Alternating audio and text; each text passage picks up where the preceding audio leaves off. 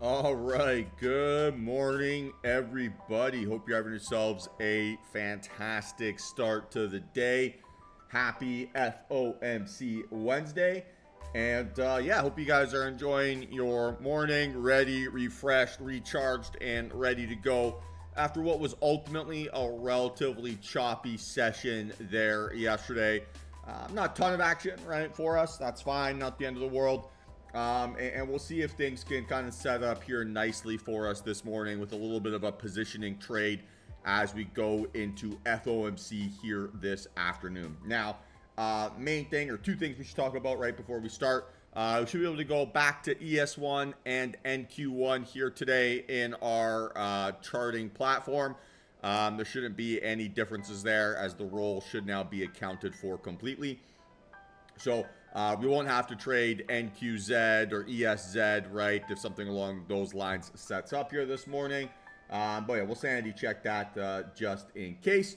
Can't see it on this screen, but on my other one, I can see ES1 here. Says ESZ. I'm sure if I change the settings. So yeah, I've got symbol name level, right? It says ESZ. Yesterday would have said ESU.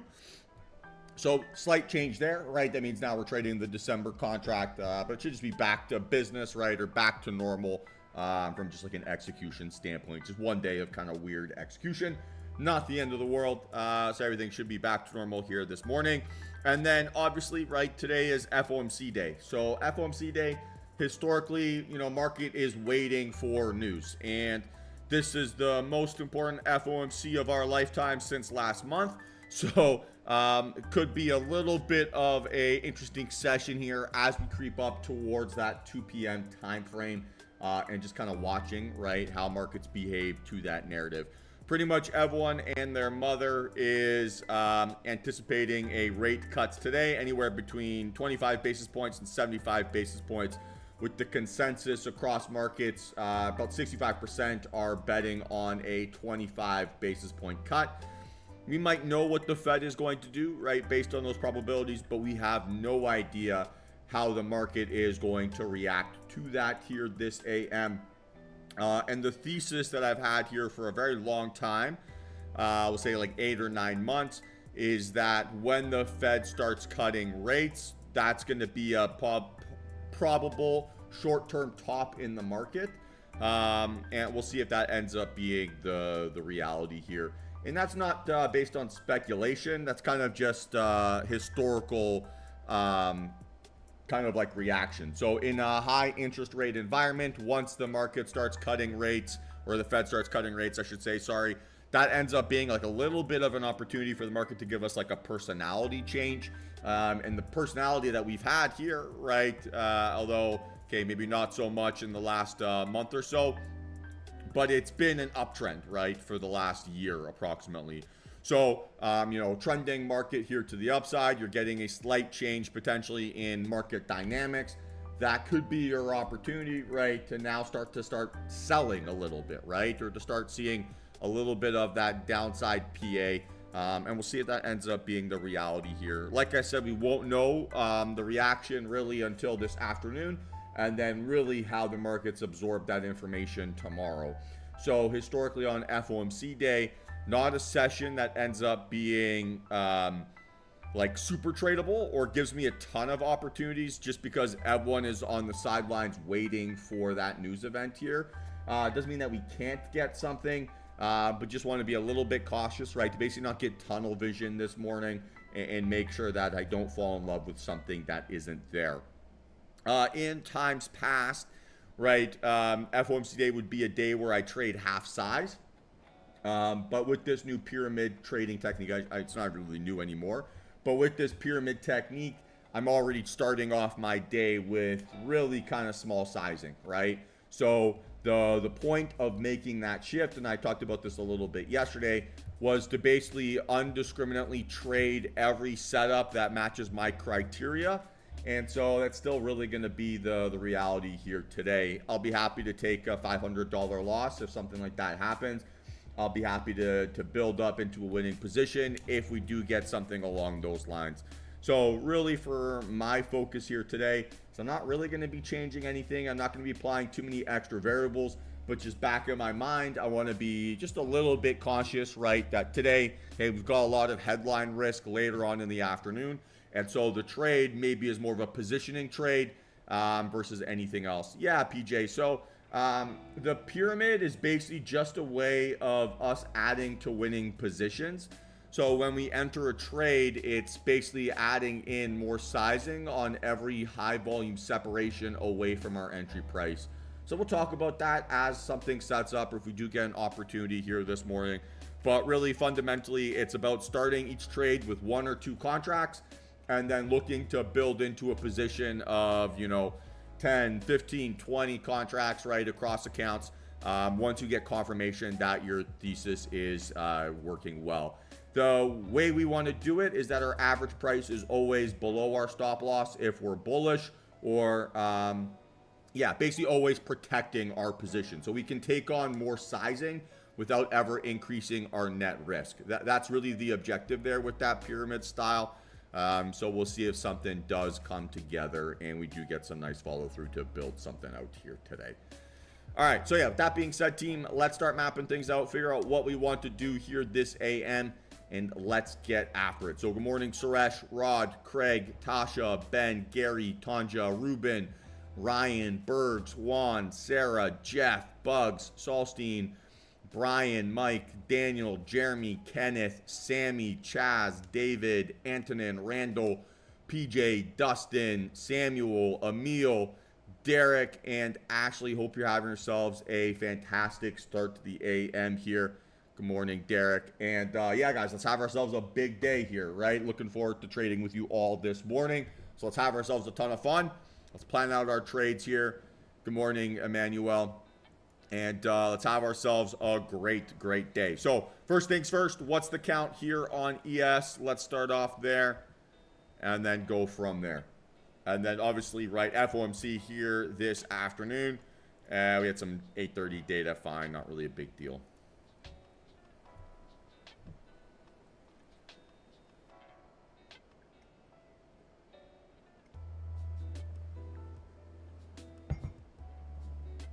So what's the count here, guys? What's the count? Green candle, increasing volume, green price action, right? So it's a 3 for 3 here to the upside. Candle shape isn't great, so we'll call it a weak 3 for 3. All right, and that means I should have a bullish bias this morning. But with that weakness, it's basically a rejection of that all-time highs, right? So that should give me contextually maybe a little bit of some flexibility in both directions. Excuse me. But I would need to see a much more impressive volume standard if I'm going to go short, right? So it would need to be...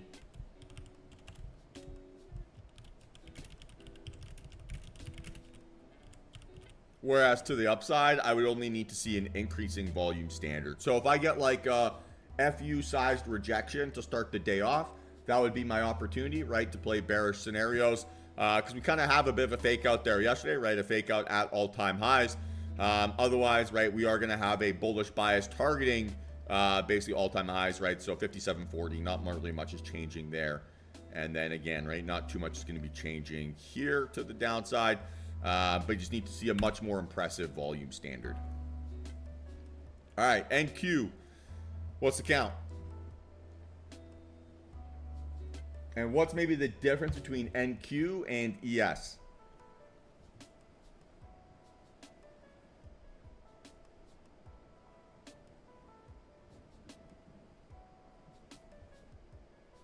Yeah, right. The volume is much more impressive here on on ES versus NQ.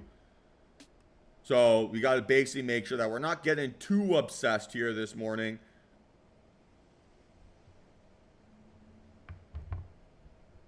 So ES, stronger volume, right, because it's outlier.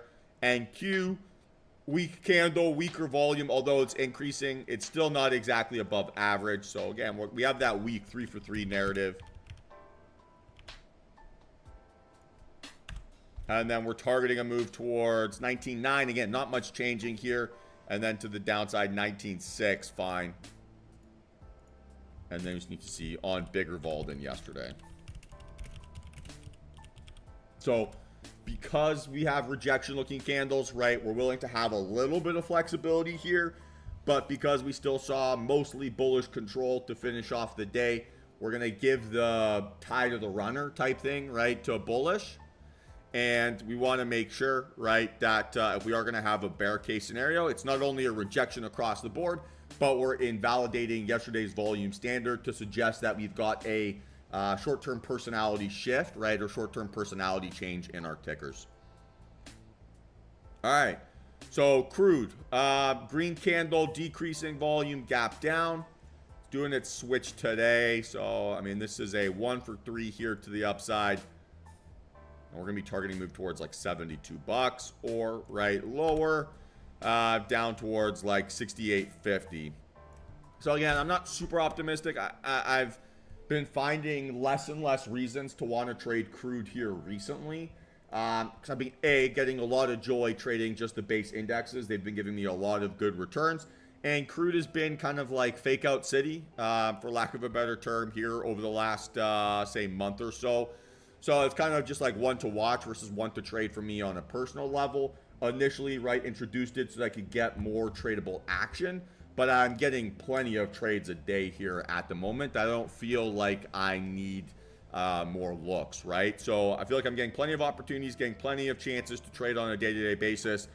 So I don't need to be very aggressive about this. All right, Apple, inside bar here. So that means we're looking for a gap fill breakout, right? So a 217 pop, call it 217.50 pop, or a breakdown, right? Still under that 214.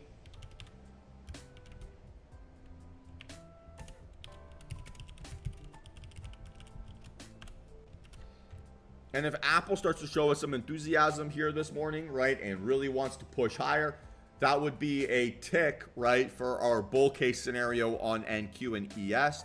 Apple obviously is the largest market cap weighting in both of those indexes. So if it is strong here this morning, that would be kind of our catalyst, right, for continuation narrative here to the upside. If we see Apple starting to basically get crushed and to die off a little bit here this AM, then that would be my reason to think, okay, do I have volume on the indexes to suggest a downside narrative? So good leading indicator for us here this morning. We'll see how it behaves. All right, Tesla rejected off of that gray box there. Yes, we've been talking about that level for a while. Excuse me. Not a great volume profile, but it is a 2 out of 3 here to the downside with volume. And because that candle's strong, I'm going to go NA on the bull case. And we're just looking for a breakdown here under 226.50. Right, and then it has space down towards like 220. So again, right, if we're going to be bullish here this morning, we probably want to see Tesla making highs, right, or at least absorbing its selling pressure very, very well. And if we're going to be bearish, we should see that consistent narrative across the board. All right, Microsoft, higher high, higher low, filled that gap. But red candle, right, with decent volume opening up in the implied middle of that range, seems to be setting up here for an inside bar day. Maybe with that extra volatility around FOMC, that might not be the reality. But it's a 2 out of 3 here to the downside with volume. And it's outlier volume, so no real bull case here again. So we're looking for a breakdown here under 432 or a high vol rejection off of 440.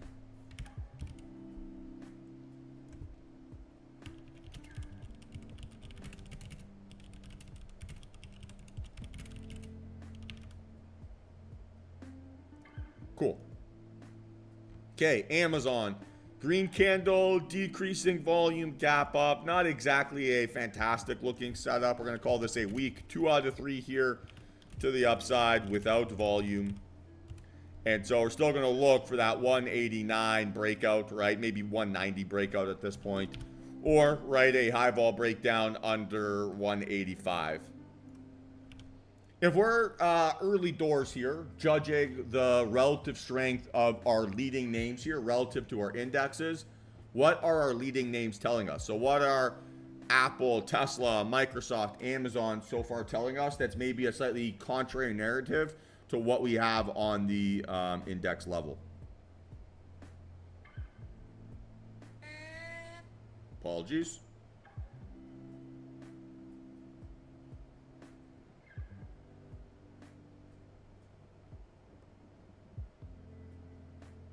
Any thoughts?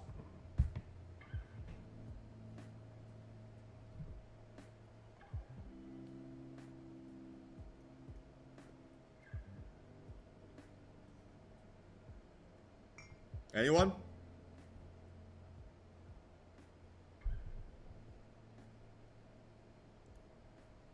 Yeah, right. We're seeing probably a slightly more bearish narrative, right, than we are seeing bullish narrative, Jason. You're spot on. I would agree with that 100%.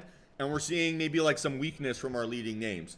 So that's maybe either telling us a slight bias towards consolidation or, right, that our thesis of it being like a weak 3 out of 3 and having flexibility on both sides is in play. So definitely seems like that might be the narrative here this morning. But let's not front run that price action until we get a clear confirmation. All right, AMD. Again, 2 out of 3 here to the downside with volume. But it's not great volume, right? It's increasing by its like skin of its teeth. So we are looking for a breakdown here under 149.50. Good morning, Brian. Or, right, a breakout over 155. I'm going to say NA. No, I could have some flexibility because it wouldn't be hard for us to get bigger volume than what we saw yesterday. And we need to be on bigger vol than yesterday. Cool. All right, NVIDIA. Talked about this maybe being a bit of a bull flag. Certainly seems like that narrative looks a little bit sharper here today. Gapping up about 30 cents. So it is a 1 out of 3 here in a possible bull flag.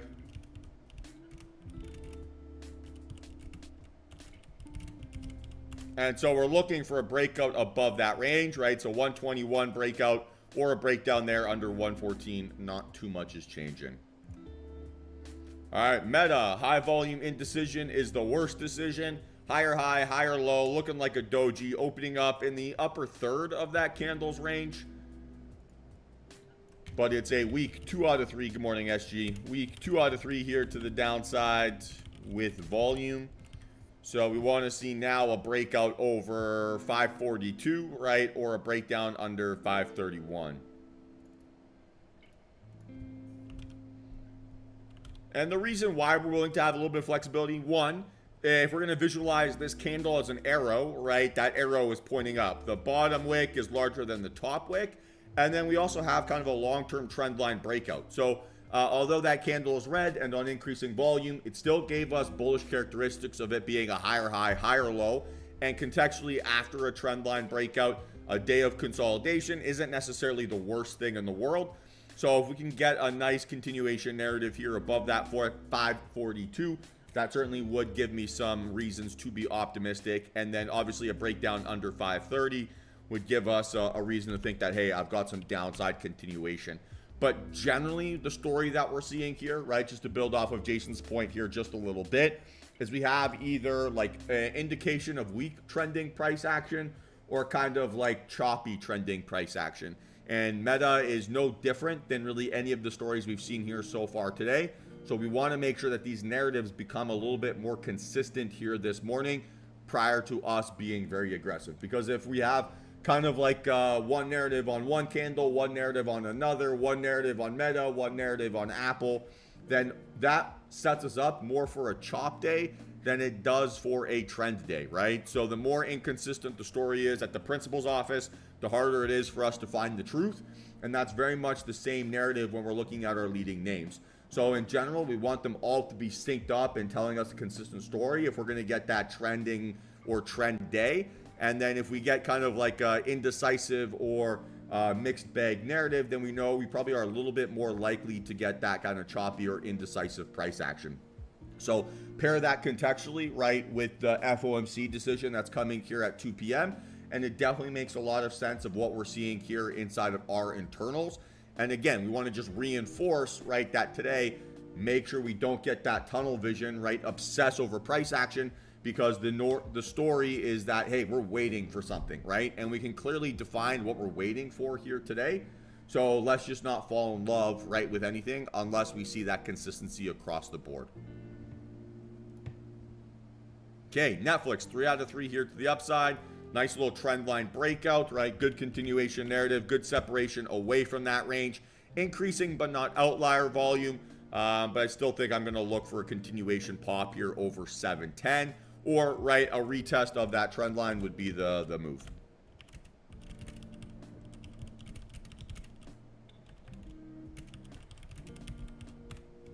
And then NA here to the downside, because we've got volume breakout, right? Pattern breakout here potentially. So we've got very limited evidence that bears are in control. So we need to see bulls fail aggressively in some sort of context before we're willing to jump in short.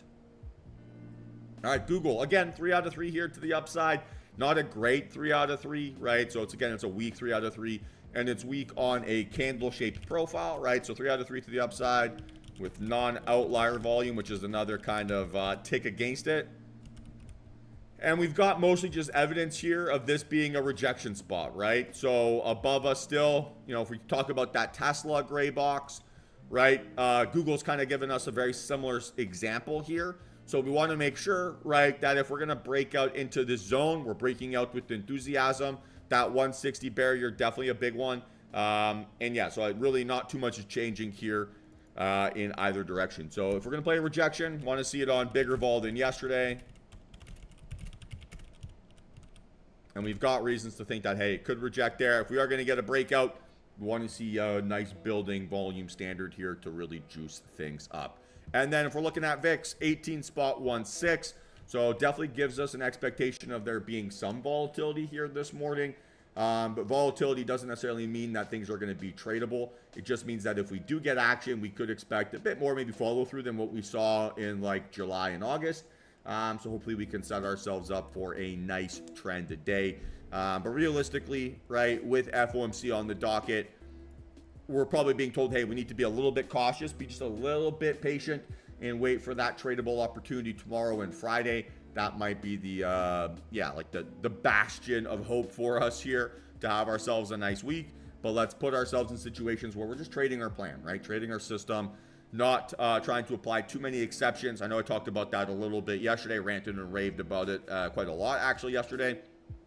But for me, that's the priority, right? When we backtest our ideas, we don't backtest exceptions. We don't backtest our feelings. We backtest the price action that's in front of us. So our job when we're trading and we're executing and we're trying to replicate our backtest, so we have to be basically as robotic as our data suggests. And the only way, or I think the easiest way for me to do that, right, is with this pyramid technique where I'm trading very small size to start things off and then building up that position sizing when I do get that follow through and I see good confirmation of moves going in my direction. So generally across the board, right, we're seeing a narrative here of inconsistent trending price action, either weak trending price action here to the upside or weak trending price action here to the downside. And we'd like to see a continuation narrative basically occur by those narratives syncing up. So either bulls failing across the board or bears failing across the board and giving us a nice positioning trade here going into today's market event. So looking forward to today's trading session. I think we have a couple opportunities that should be interesting enough, and we'll see which one wants to set up and if we can take advantage of any of that, say, quote unquote, enthusiasm here this morning. If we can, awesome. If we can't, no worries. I'll be happy to sit on hands. Don't need to force anything. Don't need to rush anything, and just can kind of build off of what was a small green day there yesterday. Any questions here, team?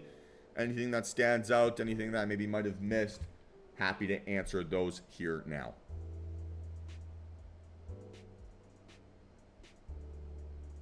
Good morning, Nate.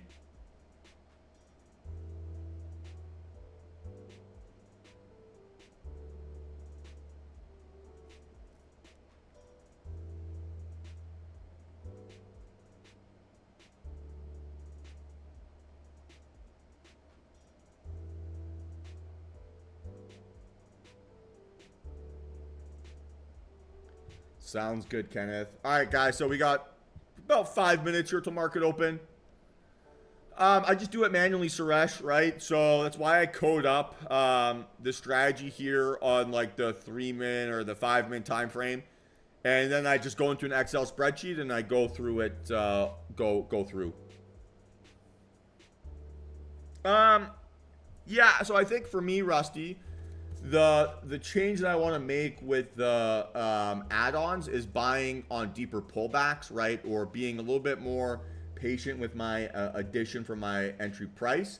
But yeah, I don't have any desire to defend it more aggressively. The way that I'll build up a bigger buffer is by getting better entries on those second and third and fourth entries. So the reason I like to backtest manually, Suresh, is because it trains my eye, right? So when I spend, 3 or 4 days kind of going through price action, looking at things, okay, why did this setup fail? Why did this setup work? Then I kind of start to see it easier for myself when things actually start happening in front of me. And so that for me is the benefit of it. I'm sure there are some backtesting softwares that you could use, but I trade by watching price action, right? So for me, the secondary benefit of doing it manually is basically training my eye to be able to see the setups and to maybe start to notice like characteristics or patterns for when things fail or when things don't. So I can kind of like do a pseudo stress test before I start trading it live. And then once I do go live trading those ideas, I'm really like speeding up that learning curve.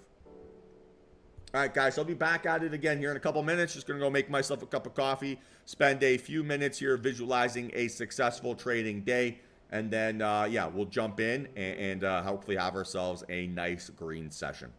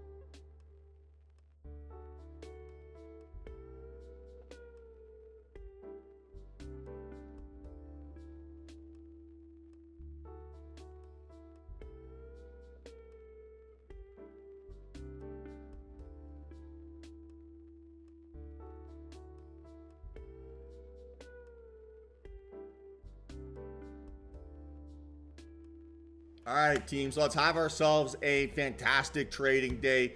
See how the market sets up, what kind of momentum we get here early. It'll be relatively obvious for us, right? Just depending on how price action moves. If we see an aggressive amount of volume early, that should be our kind of green light here for what should be hopefully a successful trading day. Last couple FOMCs have been green for me in the morning. So, definitely have some evidence, right, that I can make money here. But let's not force anything, right? Let's please not rush anything. Let's not do anything stupid. Let's not compound mistakes. Let's not do anything along those lines. It's got to be A+ or bust here today, and I'm not willing to compromise on any trades. It's historically too choppy of a day, right, to rush into something that isn't there. So unless it's perfect, I don't need to trade it. And so let's see how it shapes up.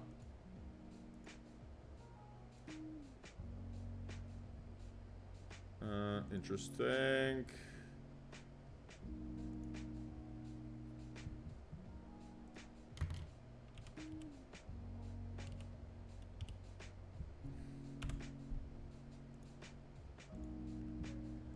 So it looks like ES, I'm getting that still like misprint, if you want to call it that, right, on the shorter term time frame. So we'll be on ESZ, right, if we're trading ES, and we'll be on NQ1. NQ seems to be fine here on the shorter time frames.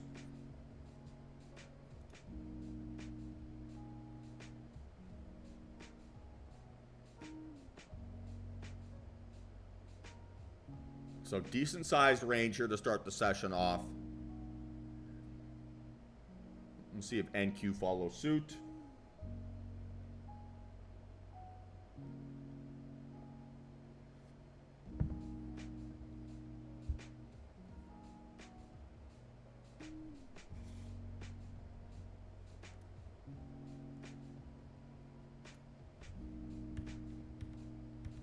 And again, we're looking for consistent stories across the board.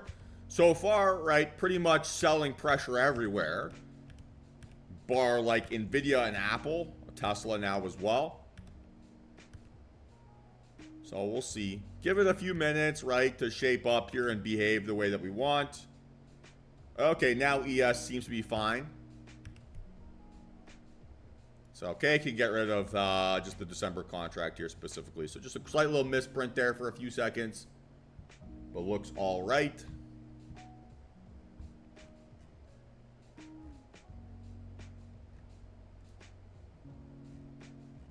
NQ dipped buying maybe a little bit more than ES is.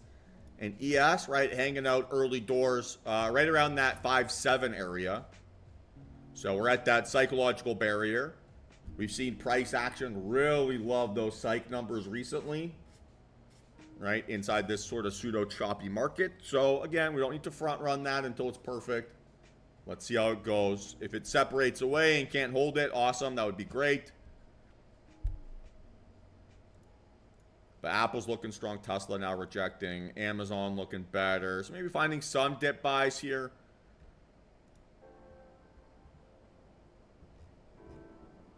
Good volume on NQ, but probably not good enough to be bearish, right? 226, sorry, versus 8.9 yesterday. So not enough volume to suggest that bears are in control. So short term, right, that would set us up on NQ to be looking for that low vol fake out scenario here, right, off of these lows. And then ES, maybe a slightly different narrative here. 21.18 versus 17. So we have an easier bear case scenario, right, on ES versus NQ. So NQ, we have maybe more of a fake out trade setting up, whereas at ES, we could also play that downside rejection here early doors.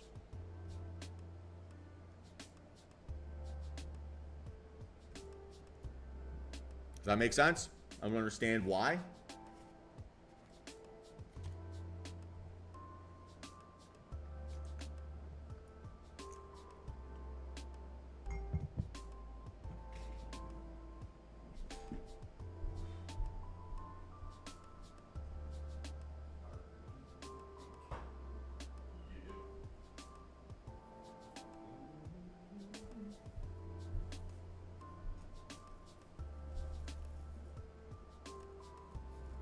Is that a yes, team? Is that a yes? Oh, should also mention, right, forgot to say this at the start of the session. There's probably more people watching here now. Today, right, Wednesday. So Wednesday is group call Wednesday. So after the stream ends or after we finish trading here for the day, we'll do same thing like we did yesterday or last week, right, on Wednesday. kind of like that group Q&A. If anything you guys want to go over from like a technical trading perspective, you want to ask me any questions, we'll be happy to do that here again today. That's going to be a weekly edition, right, to this program. It's going to be the second rendition of that event. And I will not be trading during that time frame, but we'll basically be happy to break down technical concepts, answer as many questions as I can, things along those lines. So let me know. Yeah, well, we'll set that up here this afternoon.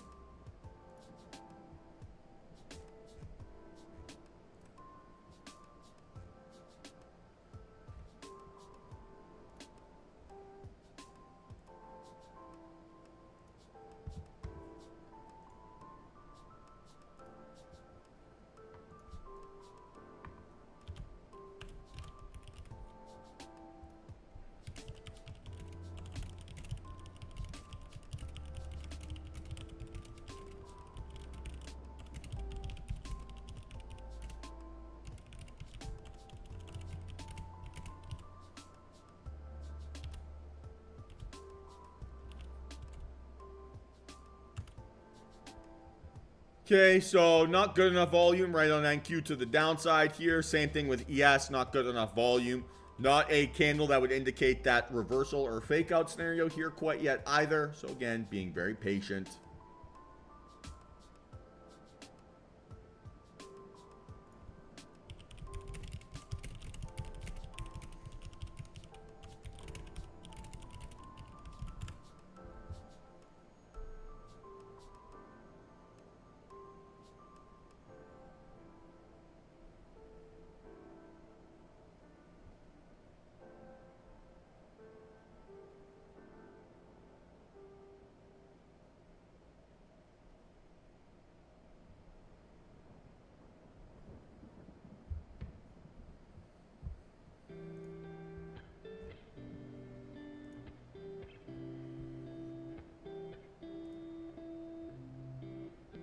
NQ hanging out 19.7 as well, right? So another little bounce scenario here off of psychological level, right? We'd like to probably see that hold if we're going to play a reversal thesis.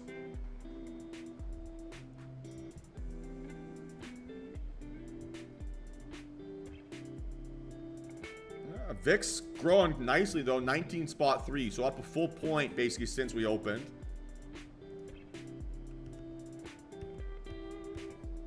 Pretty much everything is bearish, bar Apple.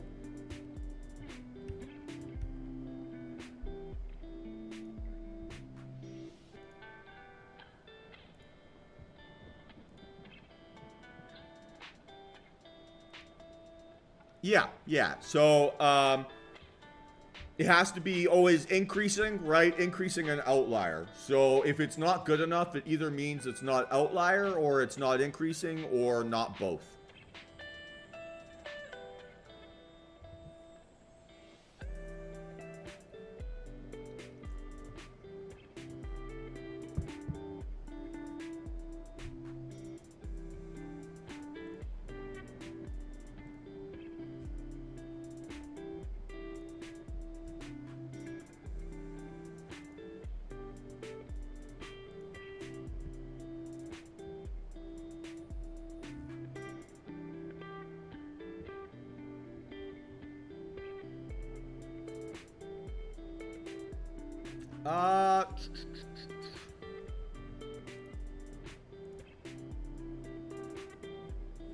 Bear with it then for a few minutes.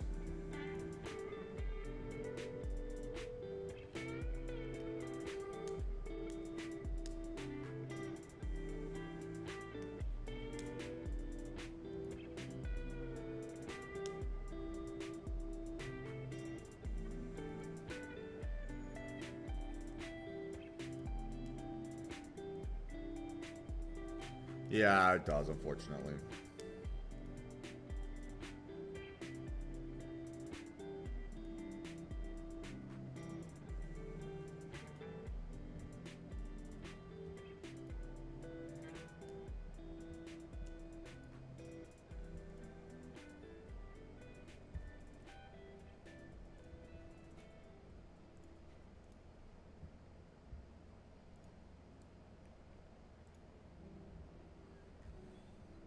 So not enough for this to be a reversal, right? That's just an inside bar. So not good enough. Not a fake out on the 5.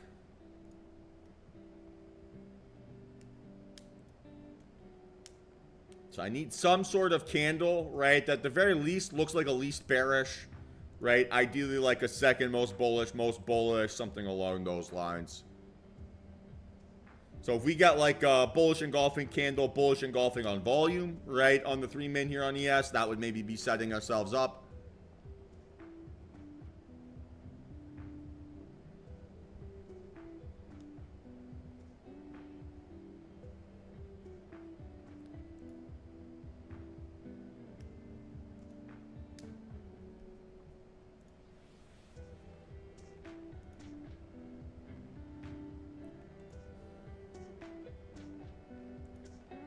Three mins maybe a little bit too aggressive for my my taste. Yeah, just give it a few minutes, team. They said they're doing maintenance, so clearly there's something wrong. They're trying to fix it. Not a big deal.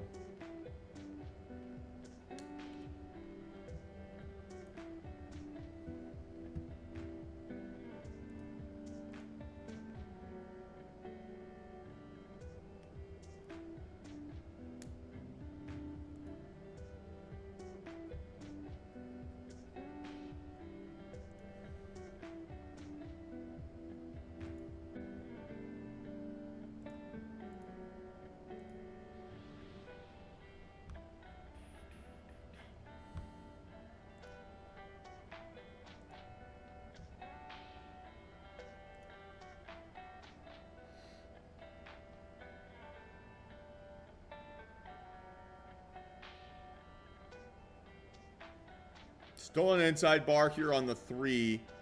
Better. Need to close above 704.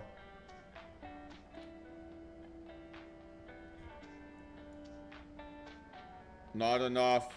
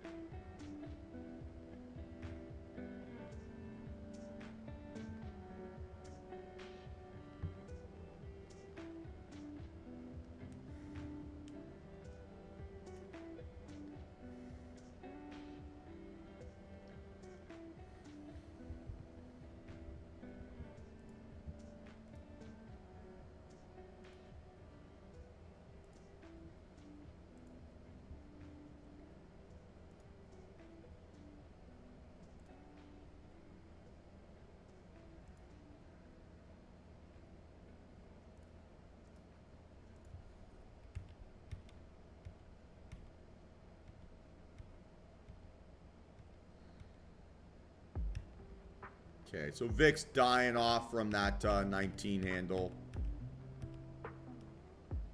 It's a good sign, right? If we're bullish, definitely a good sign.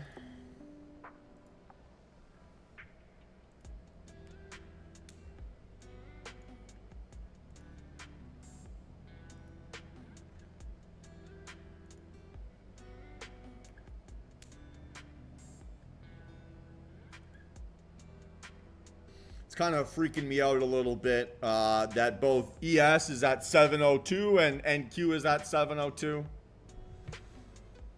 Like literally, I'm seeing things, I feel like.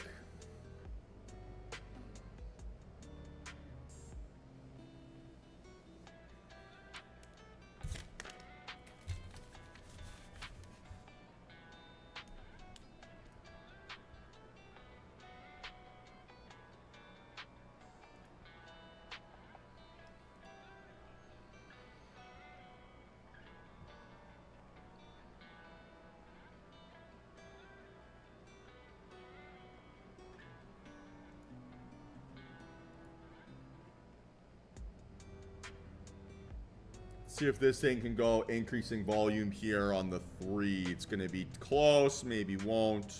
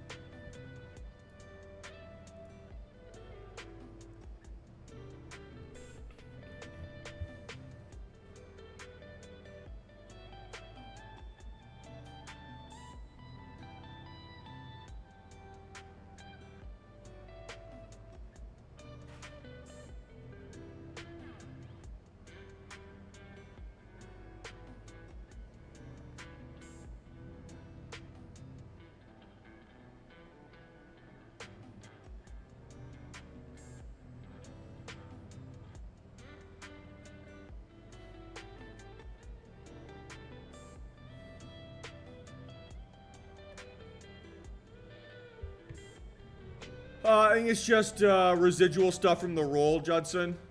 So it seems like on one time frame it's giving you the September contract, one time frame it's giving you the December, and it's showing you the spread difference.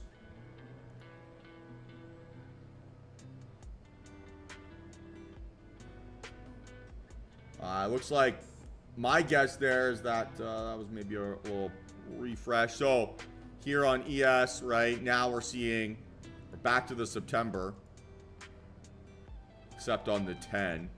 So just bring up ESZ, right?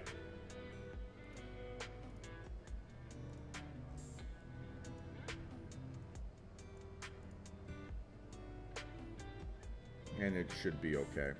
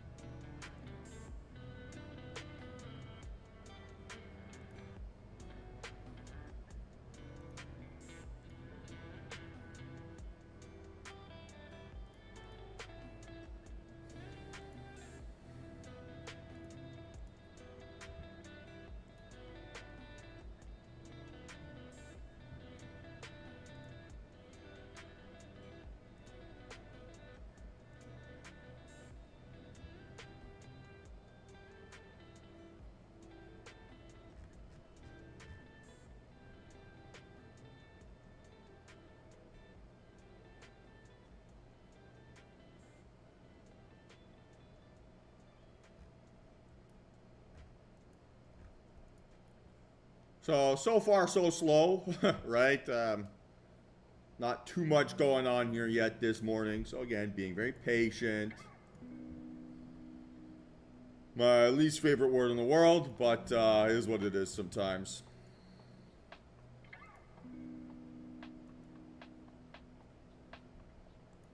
And we're really not seeing any tremendous amount of movement here yet, right, on the index level. So it just requires us to be patient here so far.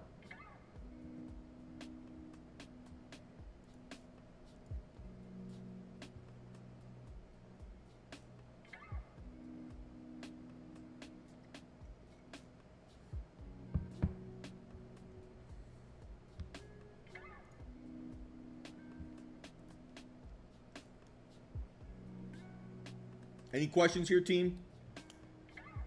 Anything sticky? Anything standing out?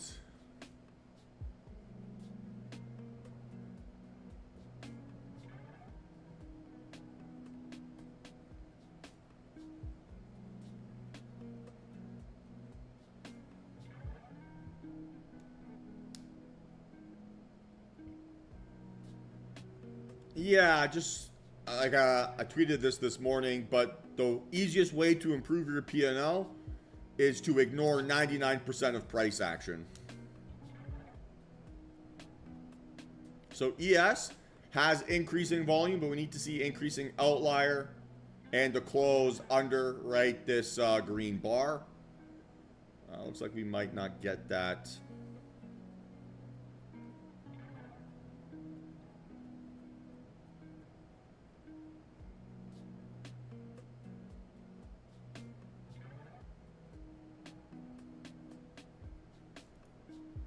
So maybe on the 5-min that ends up being the setup for us.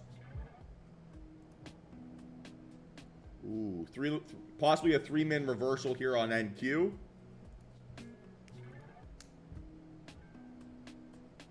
Increasing outlier volume, second most bullish candle, fake out lower first, right? So we've got trapped bears.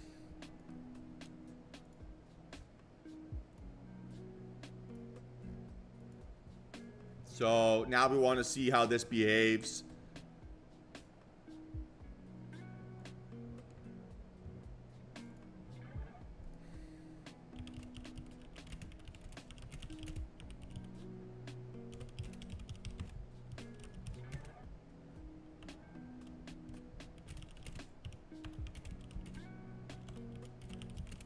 What we want to do here, right, is we want to see elevator above that 19.7 area. And then we could use that 19.689, right, to be our stop loss.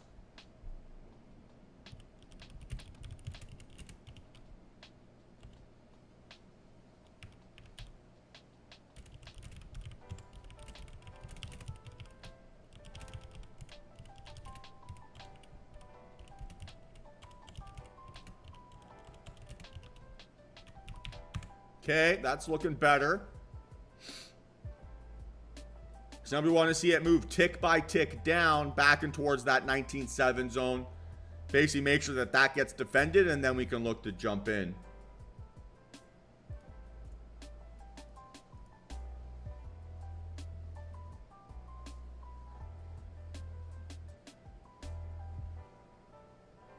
$9.52, just double check, right? No 10 a.m. data here today.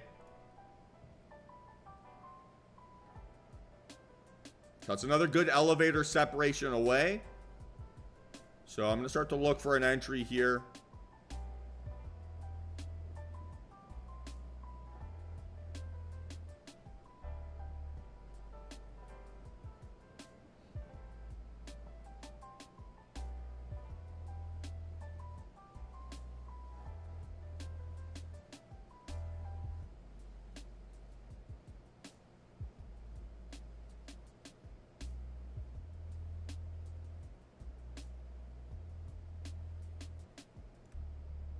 Just a little bit more. Come on. Watch out defense here at 700 again.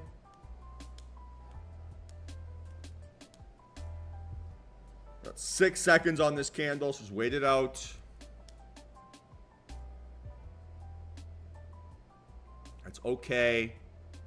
Higher high, higher low, so still bullish characteristics. Okay, good elevator up again.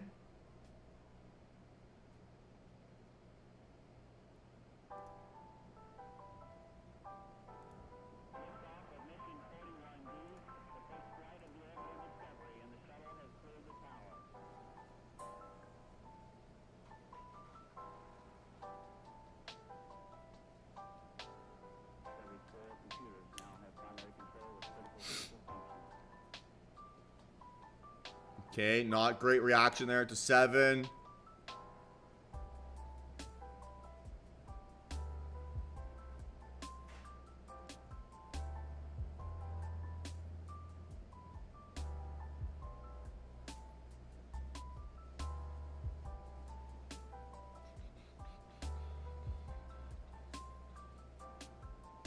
Needs to get back up and over here quickly. That's a good absorption. All right, so this should be good timing here in a sec. Gonna look for my entry here now, guys.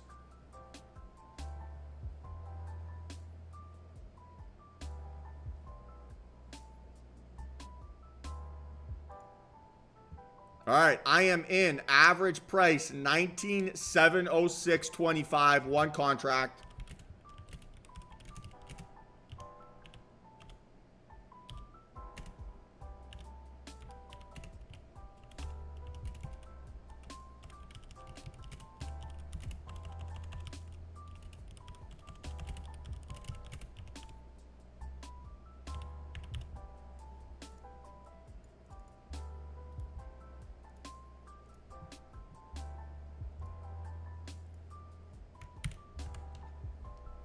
So far, so good here. We want to see it break out and hold above the 711. Right? Make a wish.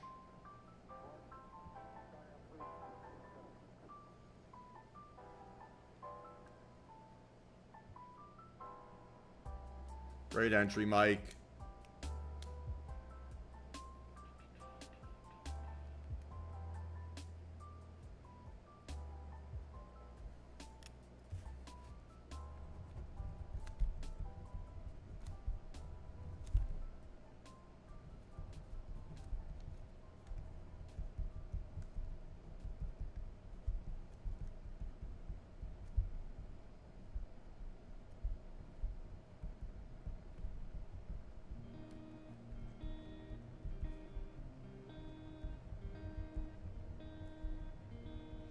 So what I have written down in my notes here, right, is that my entry was after I saw this price action move down towards my stop loss and got absorbed really well, right? So I almost saw like the worst case scenario play out and not happen. So once I saw that, that gave me some confidence that bulls were strong, albeit not gotten the exact reaction I've wanted post entry here so far. So I just wrote that down in my notes, right? That's the thing that I want to remember why I took this trade, right? Is after entry, it pushed towards stop loss, absorbed well, and then climbed higher.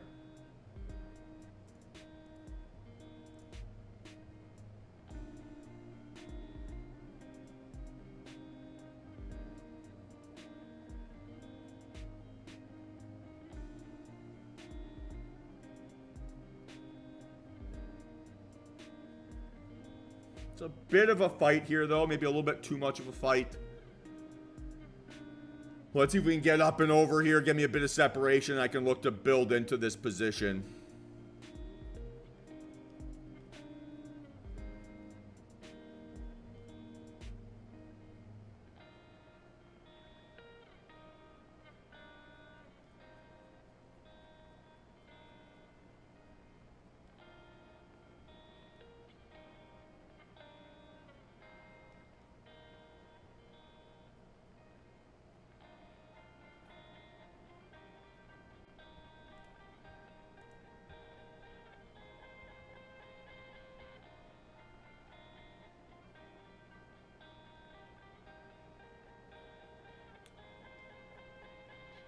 Keeps knocking on the door there. Trying to make me a little bit nervous.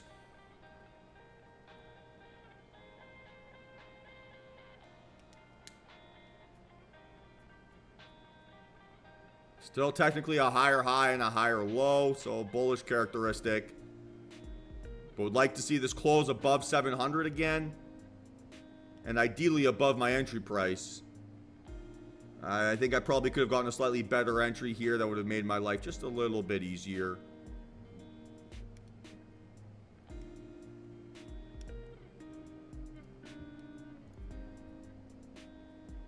Okay, it needs to start running here nicely. Give me some good separation away from that 713 area. And then we can go.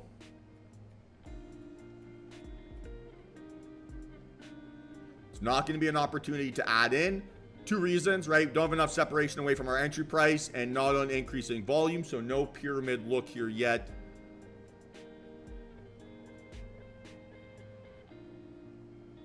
Okay, ooh. It's got to fly here.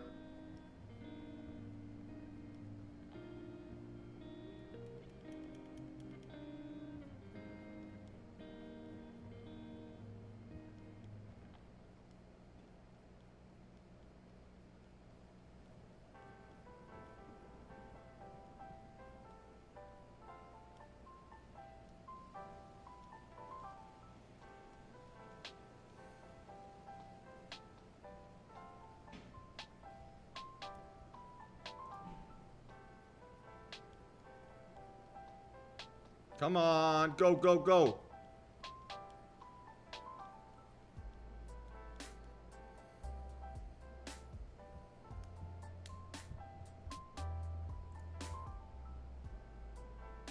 Spin this trade for about 5 minutes.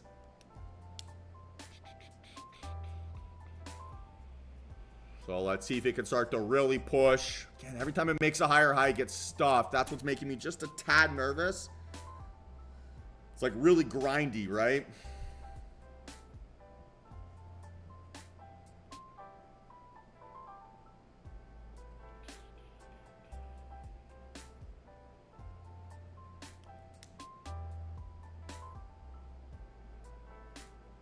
So I've survived like the quote unquote worst case scenario, but I haven't gotten the best case scenario post entry. 5 minutes in. If bulls can't really separate away from the 700 range, that makes me nervous. Yeah, 100% Arya, I agree.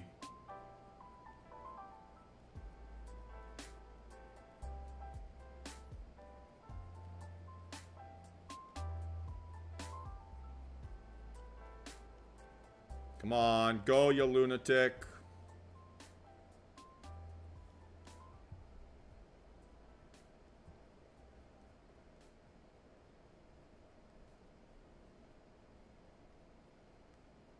I strongly dislike how each pop gets stuffed.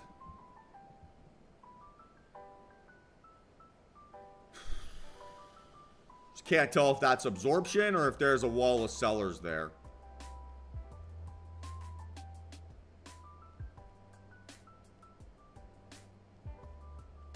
Feels like a wall of sellers.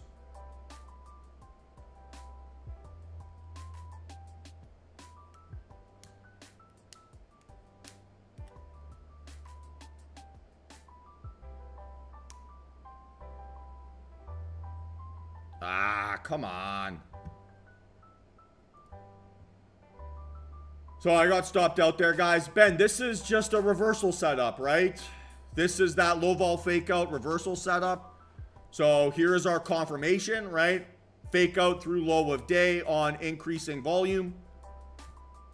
So it's just that reversal setup.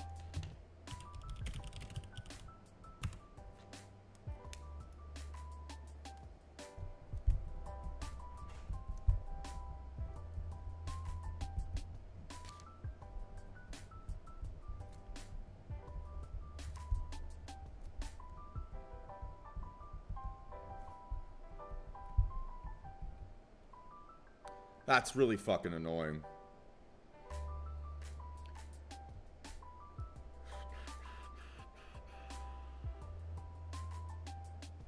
So maybe I have another shot at this, but that was an annoying little fake out.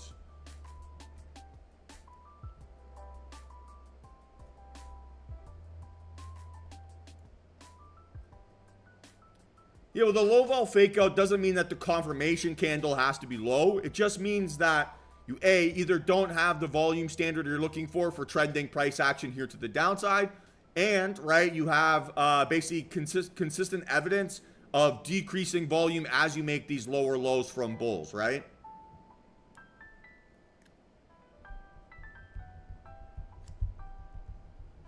So it's not fake out or lower low on your entry candle.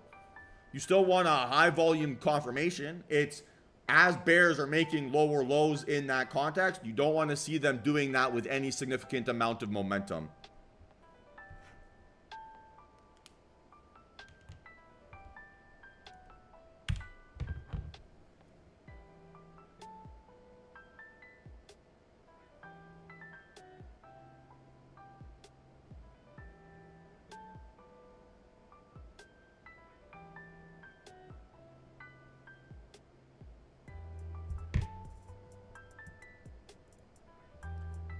Well, my stop loss is always at the low of my low of my entry candle there, right, Emmanuel? So I disagree. Ben, confirmation is always increasing outlier volume, always, right? That does not change. Right? So if I jump into a trade and I'm using the aggressive entry technique, if I make lower lows after my entry, then I wasn't right on my entry. And if I wasn't right on my entry, what else am I wrong about, right? So I strongly disagree with your assessment there, Emmanuel. My stop loss was in the right spot. If I get another setup, I can take another look at this and try again and easily bounce back from 340 bucks.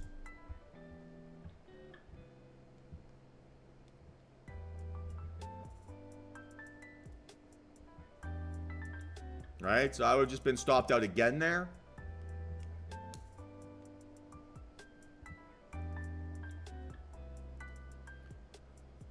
I mean, you could, Jason, for sure, but I don't use those techniques. I just focus on price action and volume. I don't feel like I need any of those extra other variables. Doesn't give me any extra information that I feel like I'm missing.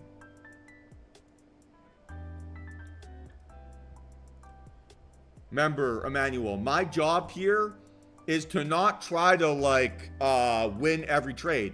I'm trying to lose as small as possible when I'm wrong. And if I'm wrong small, it's really easy to win big. So I will always take really tight risk reward, really aggressive stop losses, protect myself from what could be catastrophic trades.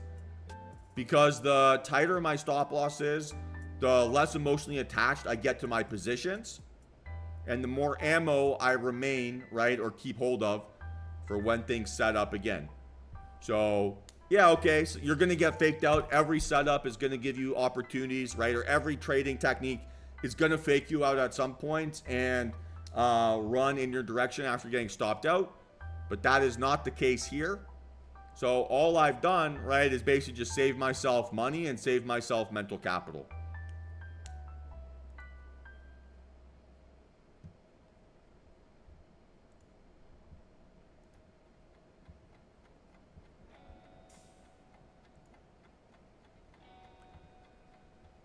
So NQ, right, our standard here for bearish. ORB fake out, then breakout towards wherever these levels on bigger volume than yesterday. We don't have bigger volume than yesterday here to the downside, right?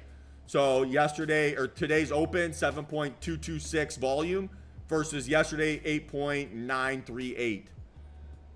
So the answer there, Joey, is that we don't have a bigger volume standard than what we saw there yesterday to establish that bearish momentum.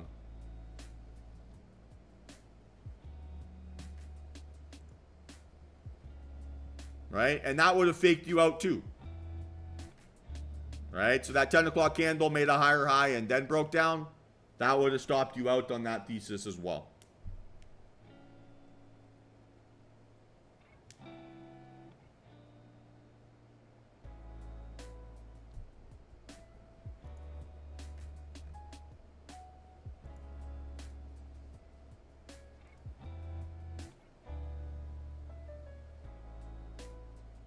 Uh, 15 or 16, you mean?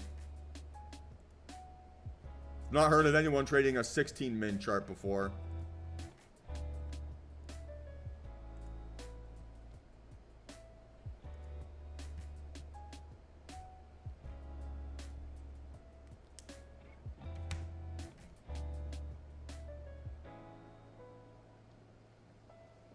Does that make sense, Joey?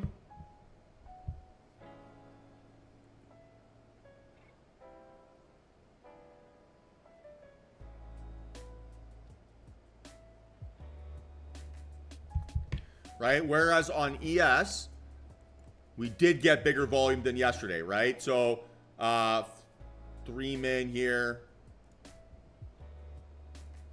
21.18, right? Versus 17.1 essentially. So we could look for downside scenarios here on ES, but we haven't got any outlier volume breakdowns through the range here yet.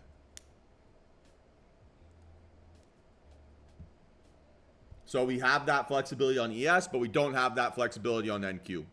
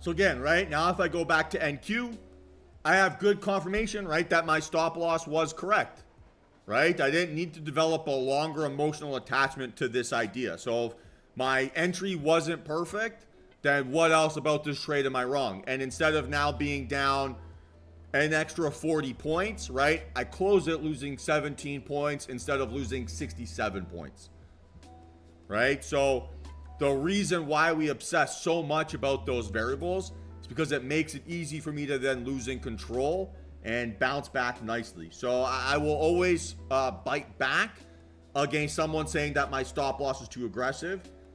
That sounds like hopium, right? That sounds like a reason to try to talk yourself into a losing trade. That's not the reality, right? We set our stop loss either the low of our confirmation candle or the low of our entry candle if we're bullish, right? And then the high of both if we're bearish. And there's no exceptions. Because every time we try to pretend that it's going to be different this time, all you do is you make it harder for yourself to close that trade when it's even further red. All right, so if we're wrong, we're wrong. We take it on the chin. We lose like responsible traders. And we reset ourselves up for another opportunity. No one wins 100% of the time. So we can't basically put our trading in a place where we have to be correct 100%. That's how you end up blowing up, right?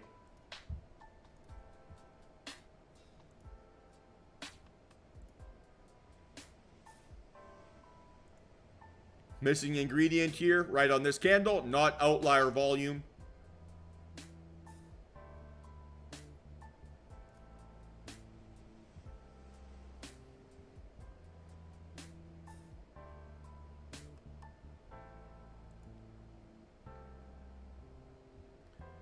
We need to see probably close around 93 here on the 5-min on ES to be able to play this to the downside.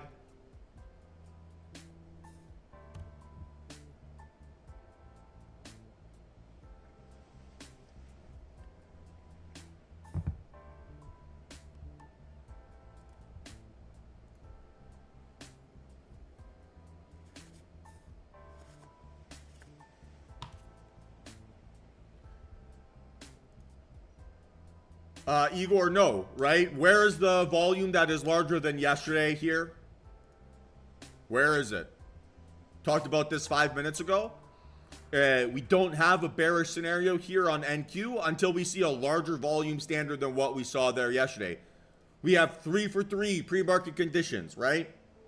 So if we have 3 for 3 pre-market conditions, we can't just go blindly short on every increasing signal. We need to see that increasing and bigger than anything we saw there yesterday. If yesterday was less than outlier and we still can't get more volume, how can we argue that we now have an increasing bearish momentum? We simply can't, right? Whereas on ES, right, at least we've got an increasing volume standard relative to yesterday's open. So we have a chance, right, to go bearish there.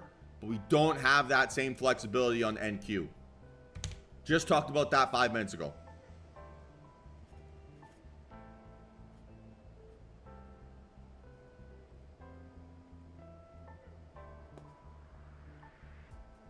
So we write down our plan here for a reason, right? On bigger vol than yesterday. We did not get bigger vol than yesterday. So we try again, right? This is now setting up as a possible reversal setup here again, right? Fake out lower, increasing outlier volume. So we're back in business here. Now, stop loss would have to be the 681 area. And we try this again. So let's see.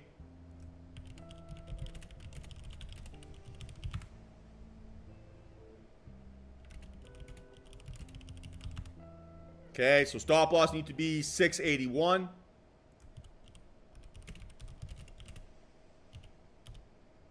And we're looking for elevator up, stairs down, right? Or point to point up and then tick by tick lower.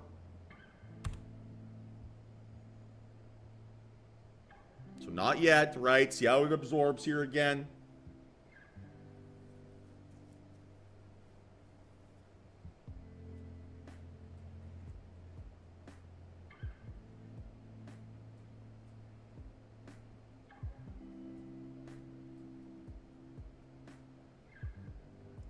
So now stop loss would have to be 674.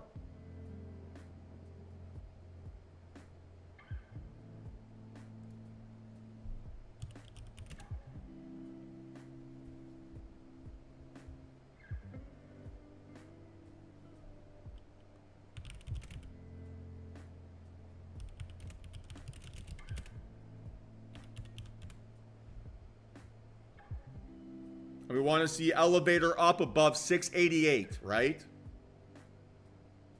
And then a retest of that area for your entry.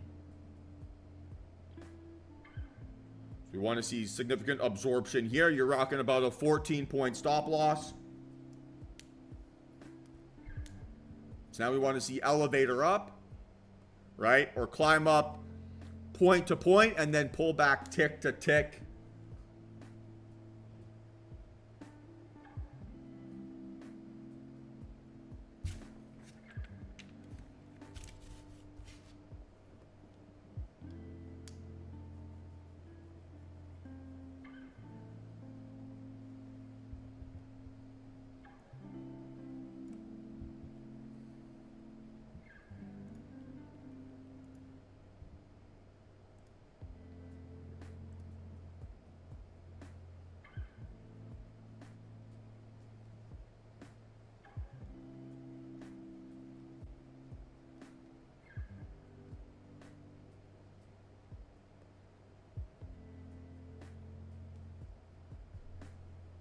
Okay, so still waiting for that pop above 688.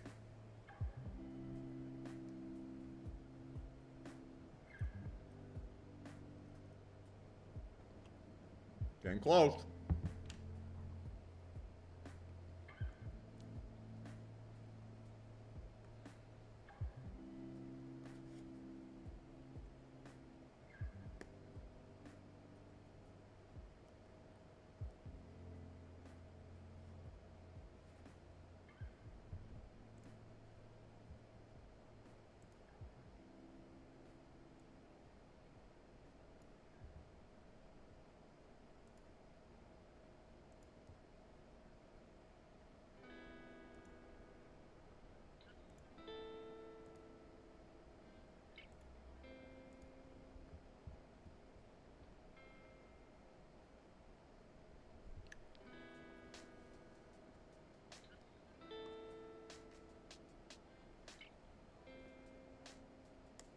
Okay, this is starting to just pull back too much, so I'm going to say no entry on this.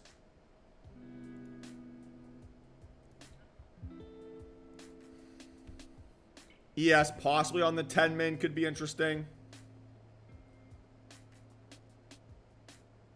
To the downside, right?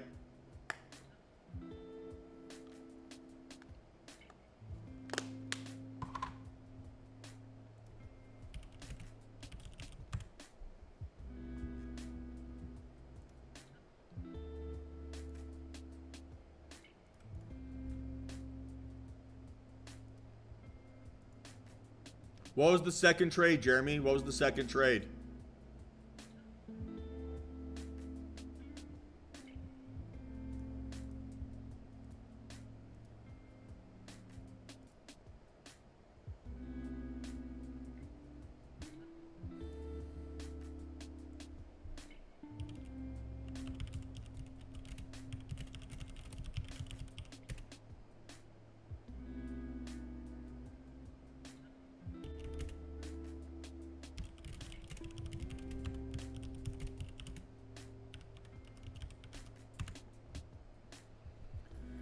So as is, right, you have about a 7-point stop loss.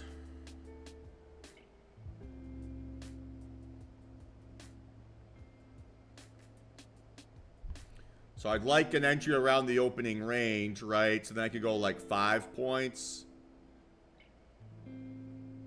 right? Or above. Sounds good, man. Yeah, you can send me a message. Because then, right, I could play 2 contracts here and be risking about $500, which is reasonable.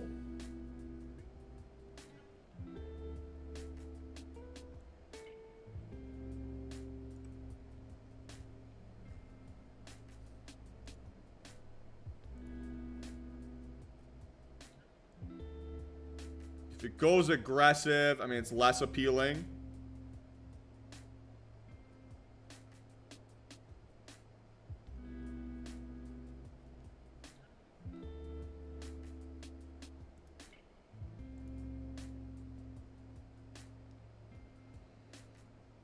Because, again, requires a pretty punchy stop loss.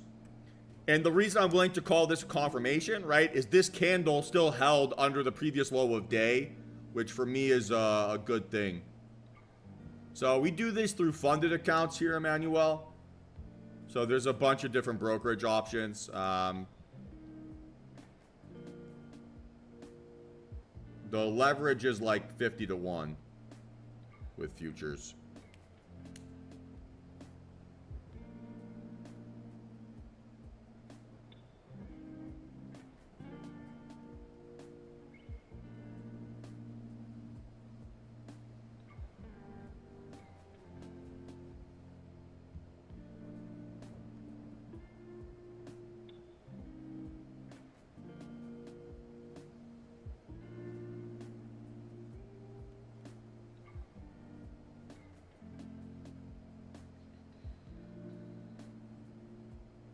Come on, give me an entry.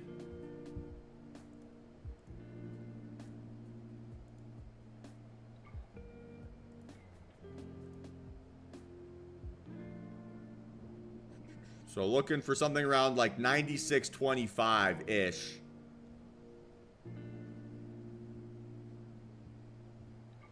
So we're getting close.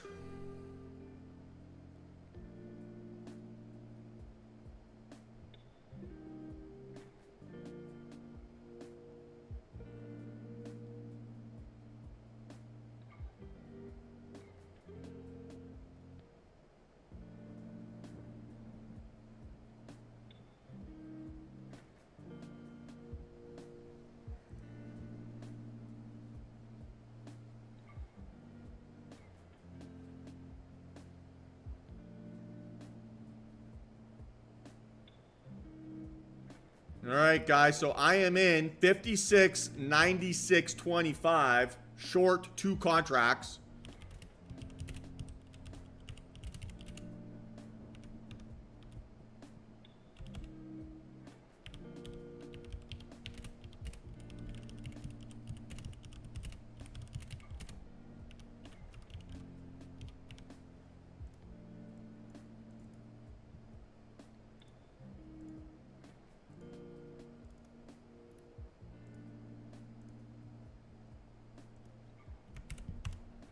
And let's see if this thing can flush down here and give me some follow through.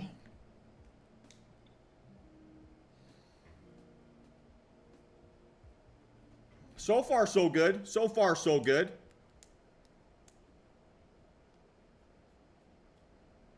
But let's make lower lows, right, and really start to push down. So far, really good. 2 points, right? Getting there.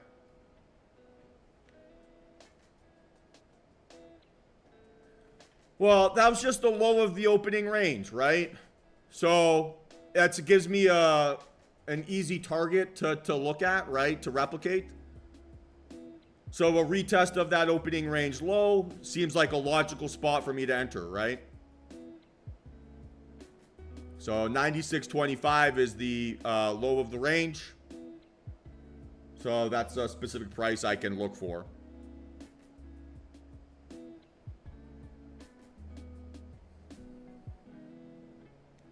And then with that price, right, I can buy 2 contracts and be within my max risk parameters that I want to be on.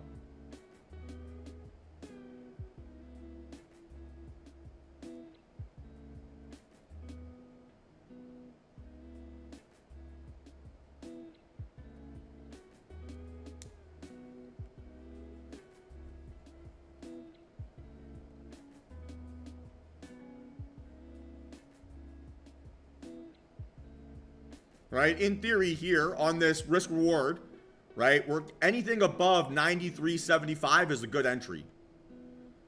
So all I'm trying to do here inside this zone is what's the spot where I can get the position sizing that I want that accounts for my ideal risk reward.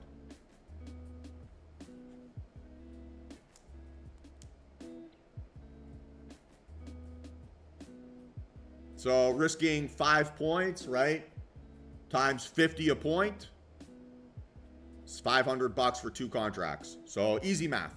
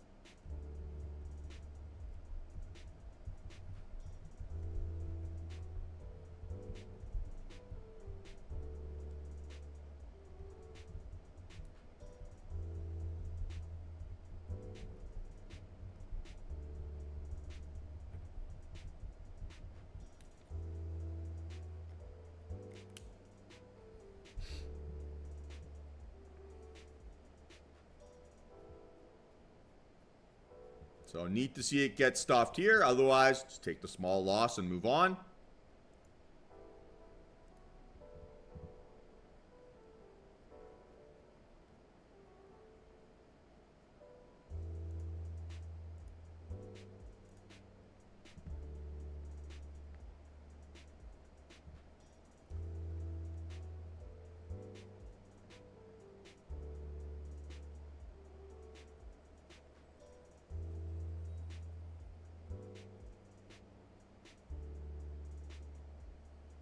Like, inside bar doesn't kill me here. But again, right, if I'm not green right away, what else am I wrong about? And our big fear here with FOMC, right, is just ends up being a chop day.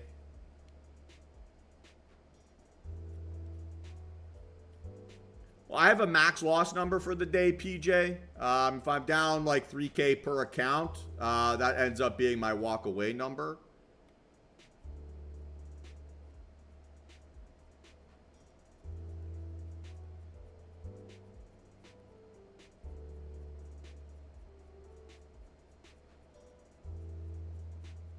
So it should be really hard to do that, right? Having $500 max losses, right, per trade.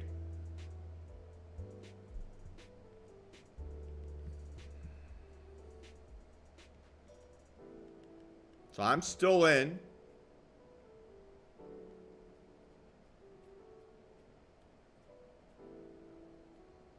But that's not feeling great.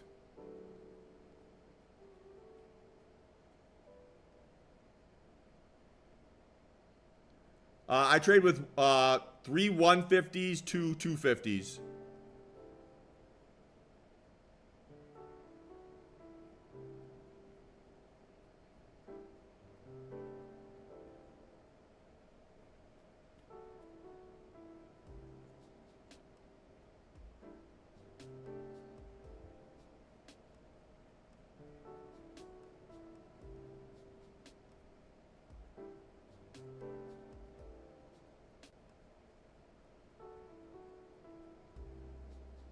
So I'm still in.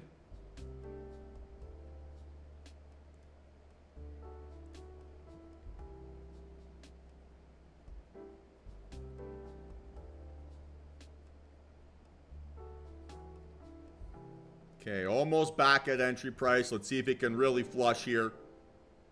And go.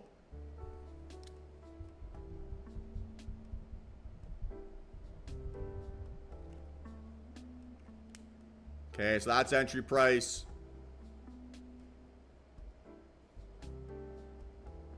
Yeah, so that's the technique one, spot on, right? Place your stop loss to be a tick above. Yeah, it touched, that's for sure. So let's see if this thing can now flush. Again, if you survive your worst case scenario, that's often a good indication, right, that you should get some follow through. But we need to see cooperation. It's another day where you got to work for it a little bit.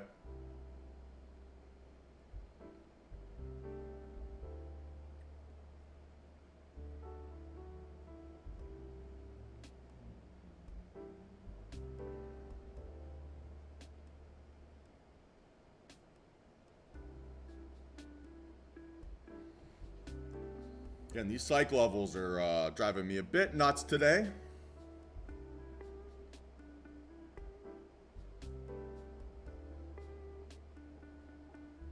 Nah, that's unlucky, John.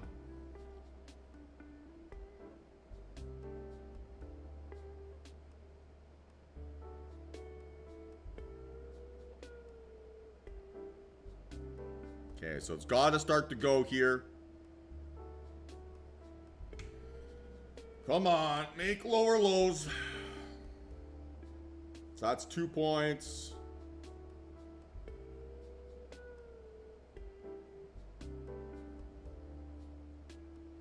Let's see if it can go.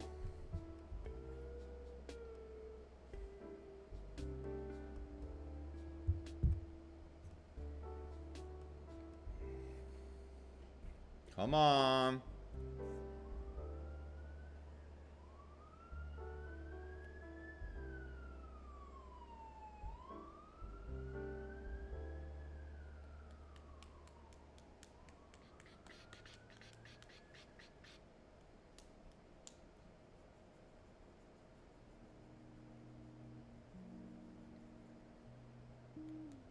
as is, right? So far, clawed back about half of my initial trade.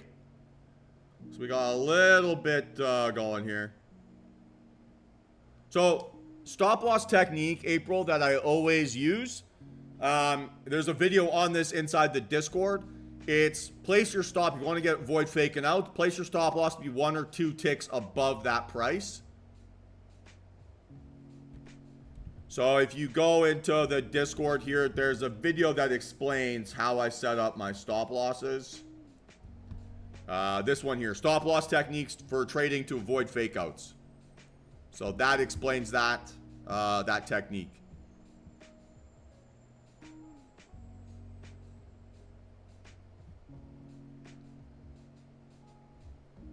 So my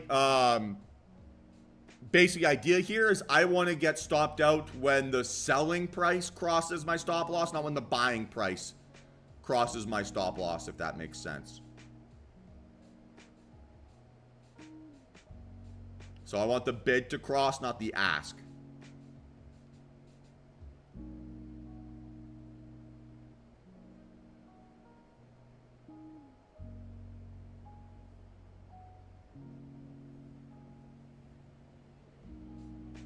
What do you mean? How do you see that? What do you mean?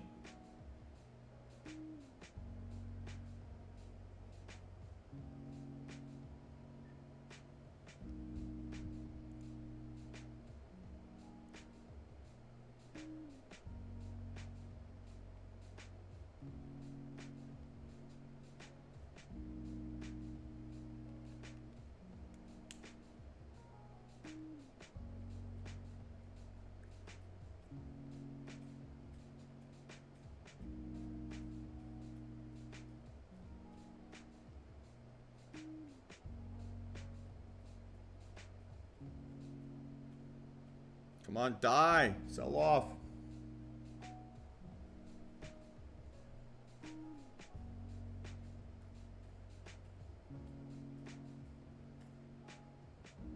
So I'm still down about $100 on the day here. We got to get under 93 for me to be green.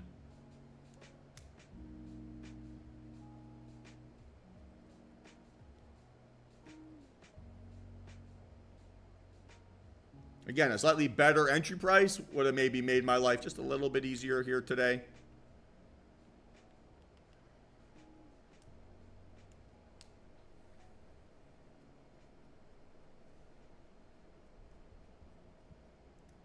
No, first trade of the day was a loss. I said I'm still down $100, right? About $100. So first loss, I lost $340 with one contract. Right now, I'm up about 200 on this trade. So down 140 net. So that's why we focus on losing small, right? Because it makes it really easy for me to recover, right? And get back to green. So if this thing gives me some more cooperation, I should be in a situation where it's really easy to finish green on the day.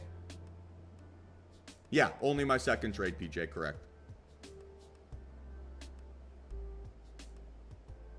I will always call out every trade I take. I'm not doing stuff on the side here. Be too hard for me to do that, to be honest.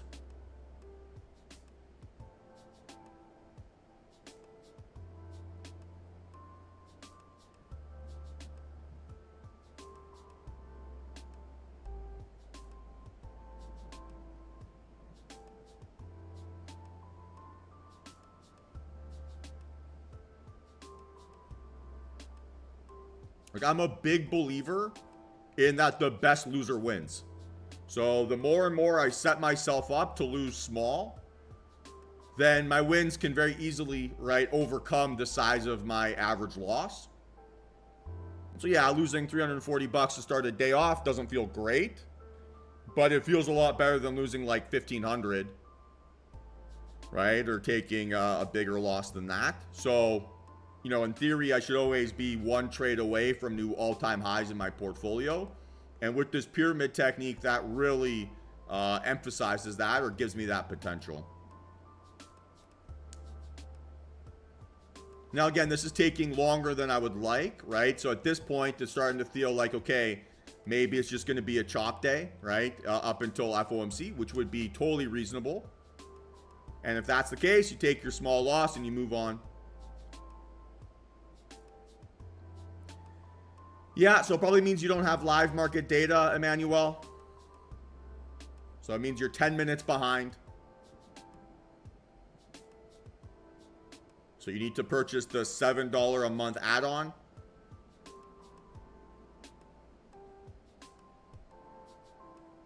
To get live market data.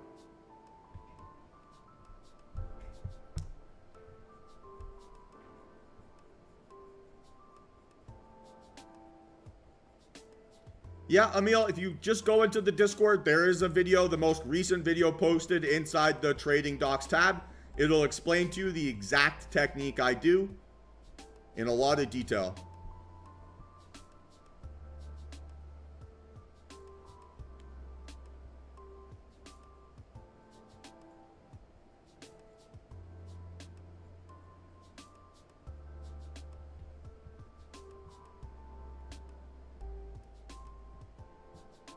So literally here, right? July 17th, stop loss techniques to avoid fake outs. It's a 10-minute long video to explain my technique in as much detail as I possibly can. Please reference that. If you watch that and have some questions, I'll be happy to answer them at that point. But I won't be able to give you more detail than that right now.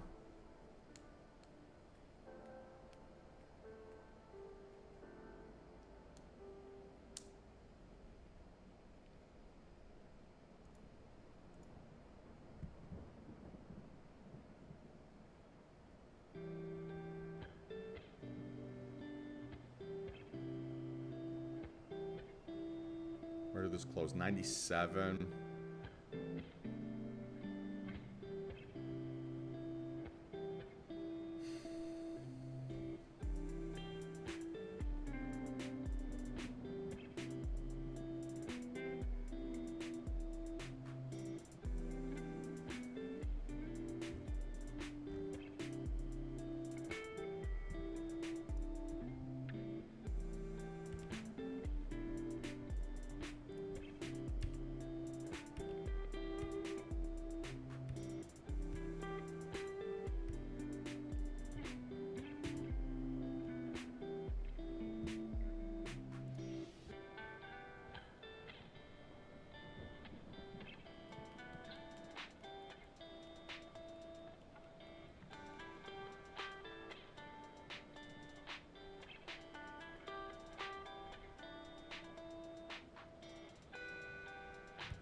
Losing a little bit of confidence in this.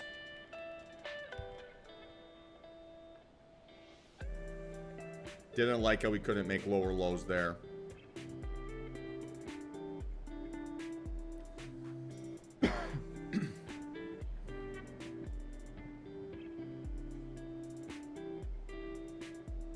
Remember, guys, right, with your stop loss technique, the most important thing is to be consistent with your application of it. Right? So nothing's going to work perfectly, but you just got to be consistent with what you're doing every time. If you do that,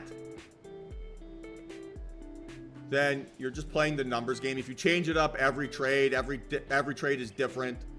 You're going to get the cons of every technique that you can possibly use.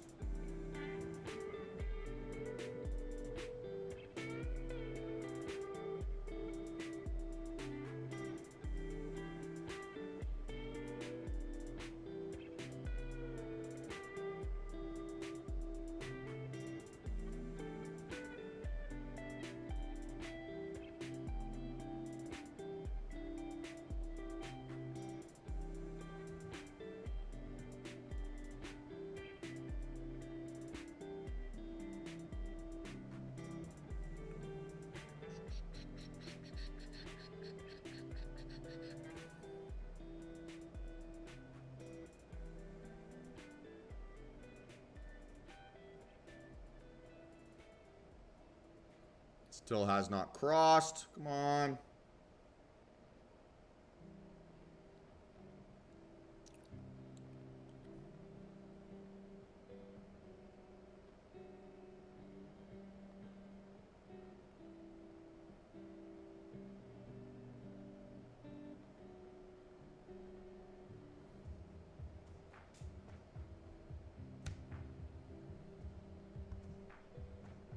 All right, there we go. I got stopped out.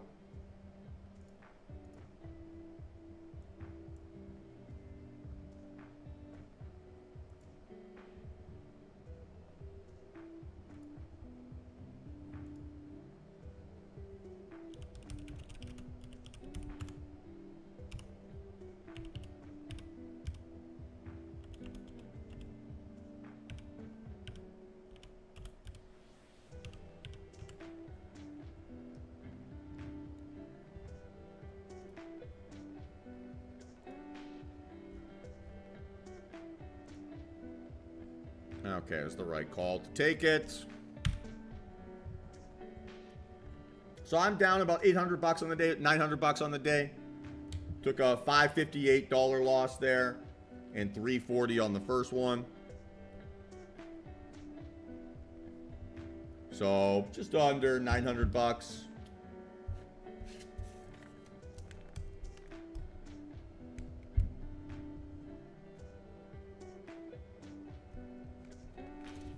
So down 899.16 here so far on the session. And just been dealing with some pretty choppy markets at the moment. Annoying, but is what it is.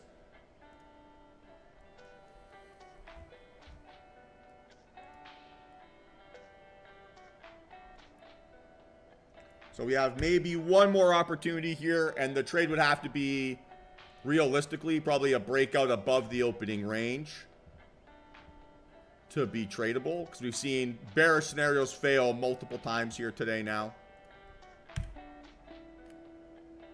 And again, being down 900 bucks, okay, painful, but not the end of the world. Still within one loss, or one recovery, sorry, one trade can make back that loss. I've been stopped out, Eric.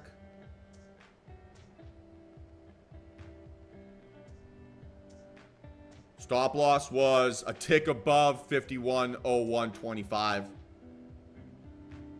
So I have taken the stop.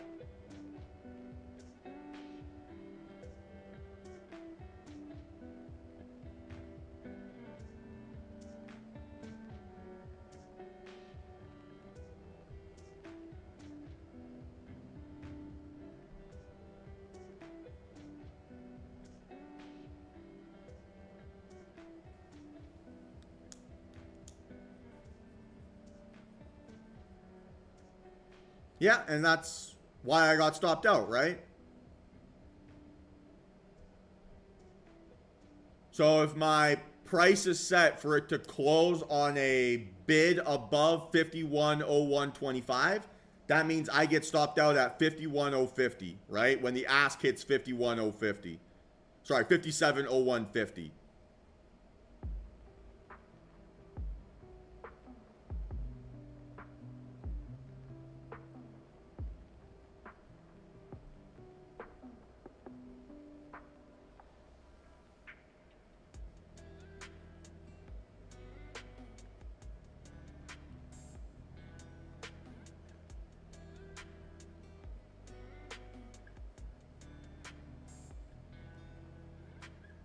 So I want to get stopped out when the bid crosses, not when the ask crosses, right? When I'm long, or when I'm short, sorry.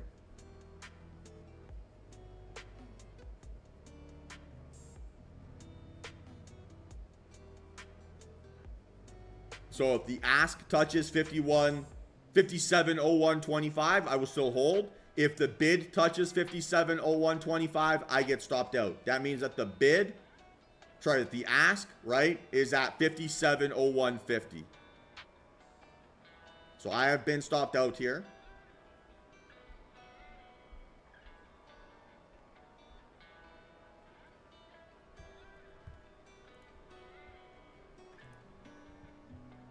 Does that make sense?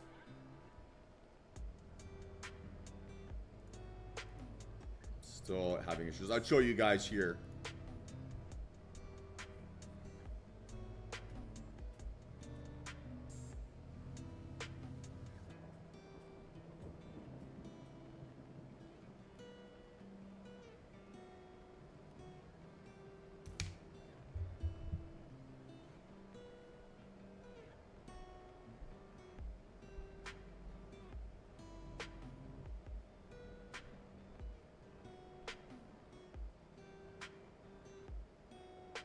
Does that make sense, Eric? Yes, no, maybe.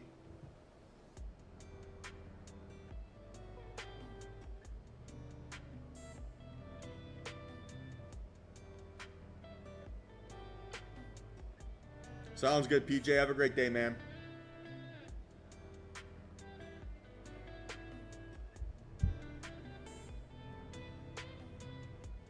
So, can't bring it up. Give me a sec here.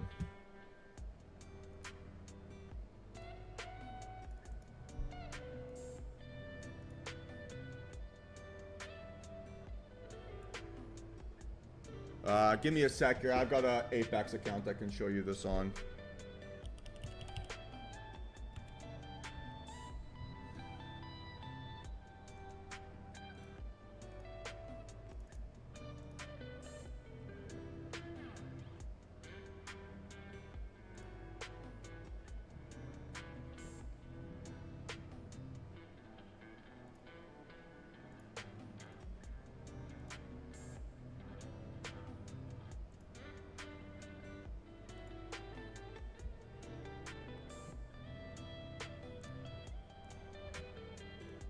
Ah, I hate when it does this. Okay. All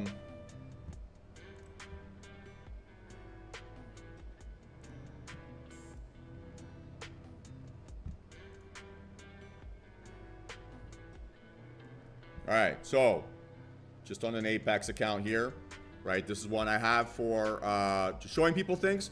So, April, do you see here how it says buy is 19,703, the sell is 19,702.25. There's a difference between the buy price and the sell price. Do you see that? It's like 1 or 2 ticks. Right? So the buy price, right, is different than the sell price. Right? So if I'm looking to stop myself out, I'm stopping myself out when the sell price, when I'm short, right, crosses my stop loss. If I'm long, I stop myself out when the buy crosses my stop loss. Right? So I'm looking for the sell price to be 56 or 57.0125, at which point, right, the buy price will be 56 or 57.0150. So that's what I'm doing, right?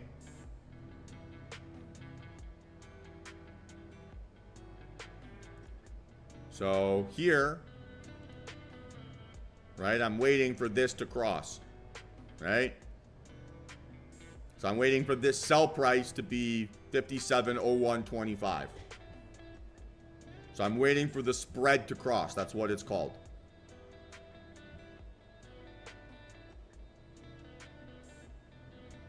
Understood?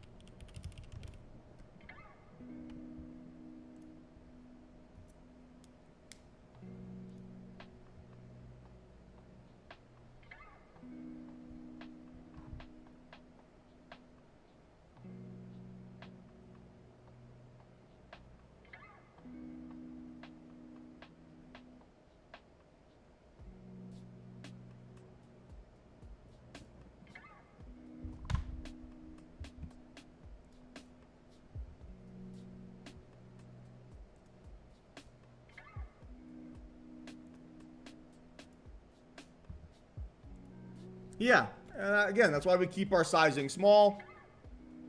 We take our shots, we follow our system. If it doesn't work out, not the end of the world.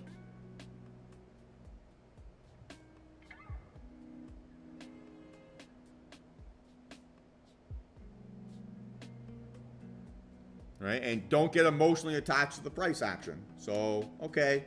Yeah, I wish I went 2 for 2, not 0 for 2. But my win rate's 64% on the year now. So that means I'm going to spend a lot of time losing. Right? Every trader does. So instead of making those losses personal,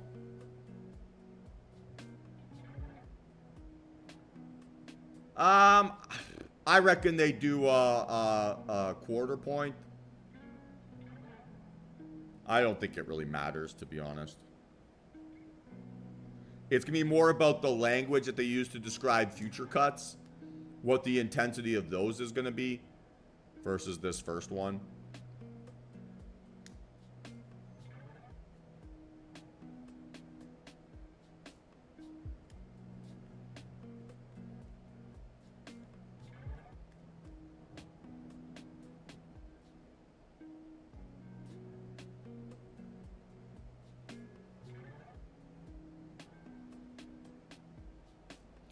I'm still going to stay away, Nate, right? I don't do things that are pattern breakers, right? So I don't trade in the afternoons for a reason. It's because my edge isn't as strong in the afternoons as it is in the morning. So for me to then trade that FOMC announcement would be contrary to what basically my data is telling me I'm good at. So I don't really have that desire to gamble like that, right? There's no value in that for me.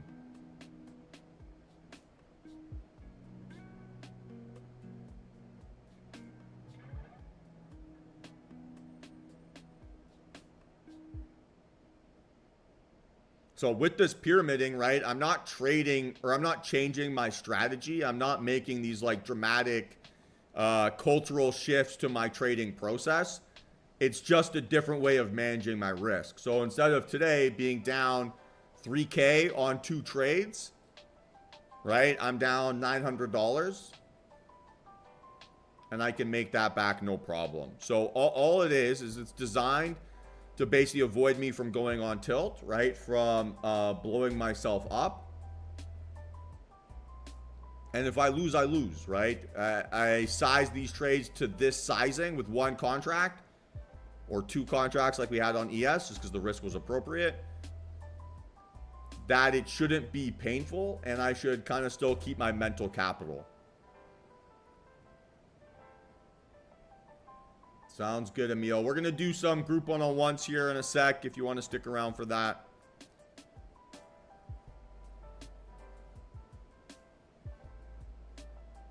But I just find it, right, with this technique, all it does, Nate, is it just allows me to lose smaller. So if I'm wrong, I'm taking a micro hit on my account, right? And then when I'm right and I get good follow through, I can get an effective 30 to 1, 40 to 1 return on my risk.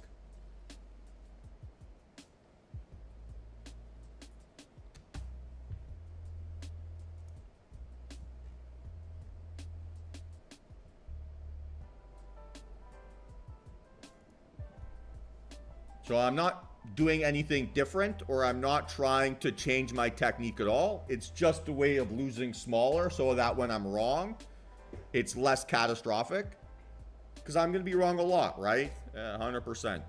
So it's, okay, how can I make losing not personal? And I find that, okay, if I lose 3K in a day, it feels personal, right? When I'm down 15 grand across accounts, it feels personal. We had a really incredible pyramid trade here. Where was it? On the 5th, and I got up to 10 contracts on that, and started off with 1, and that was like yeah, 17K day per account.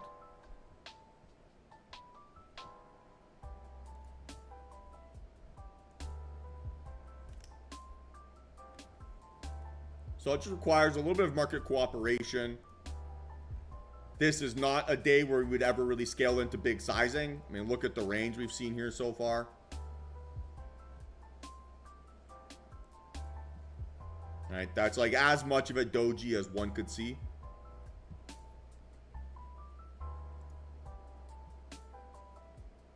Yeah, that's exactly it, Jared, right? Because I know I can make that back even with just one, 2 contract trade, right? So then when you do get that follow through, you do get that payout, that then pays for 40 days of consecutive losses. So your true return on risk ends up being 10 times better, right? 15 times better. And it allows you to take shots in the market without losing your head. And yeah, it's not fun to lose, right? Absolutely not. But P&L does not go in a straight line. And so we can't expect ourselves, right, for that to occur. Obviously, I wish every day I was in here, I would be green every day. We all make money all the time, but that's not the reality. So all I can focus on, right, is controlling the size of my next loss, making that as small as I possibly can, and giving myself ammo left in the chamber so that when a trade does go in my favor and pays me out huge, I'm in that play.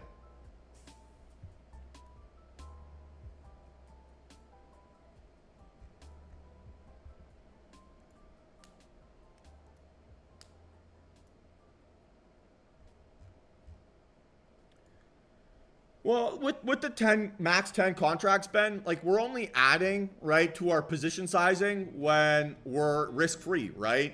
So your stop loss will always be protecting your win. So I would have no issues going to a max allocation for 10 contracts. That would be fine. Because you're only ever adding to that size if your average price is above your stop loss. Right? If you're bearish, or below your stop loss if you're bullish.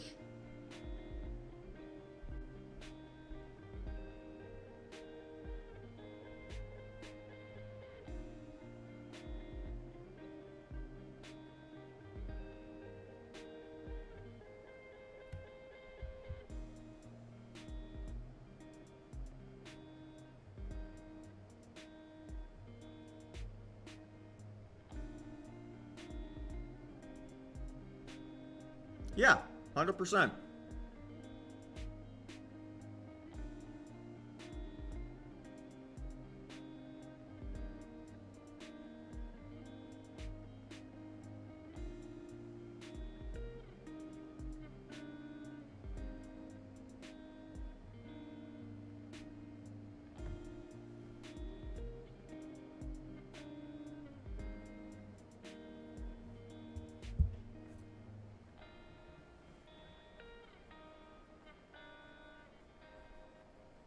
All right, so I'd say at this point, right, I'm not going to place any further trades here on the day. I'm just going to fill out my journal, and then we can start this group coaching here.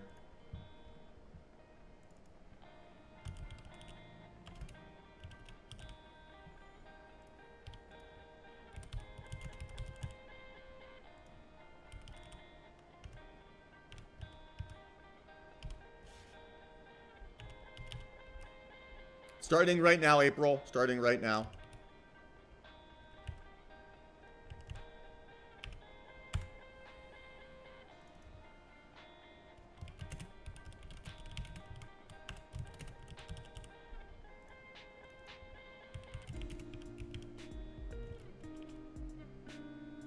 Yeah, 100%, Jared. I agree.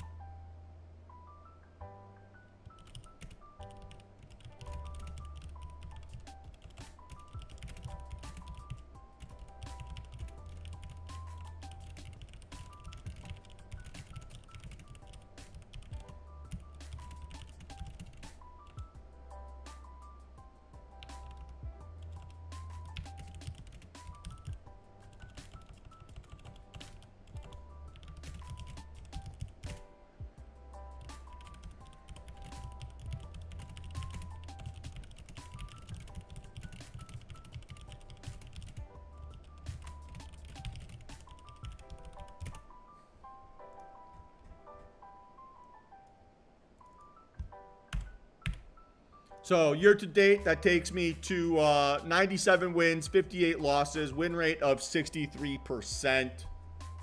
And yeah, a little bit of a frustrating session, but down, $899.16 on the day. Certainly keeps me in play to finish green on the week when we do get a nice day here. Ideally, right, tomorrow we do get some nice follow through, so we'll see how that sets up. But I won't complain. I followed my rules, trusted my risk management, took my stops, didn't make it personal, and lost small when I did. So all in all, cannot really complain about that. So give yourselves all a couple minutes to put together your questions. I'm just going to go make myself a cup of coffee, and then we'll fire through here. So just bear with me. I'll be back in about a minute or two.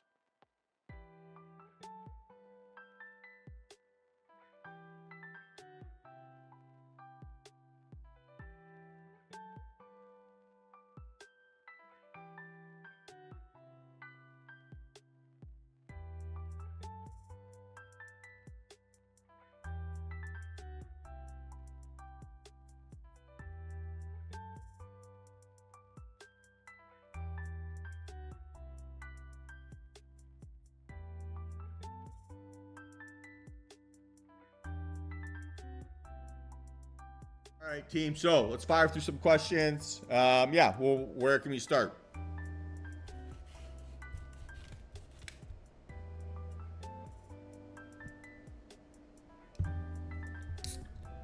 I'm going to have a Red Bull, not a coffee here. So keep it consistent.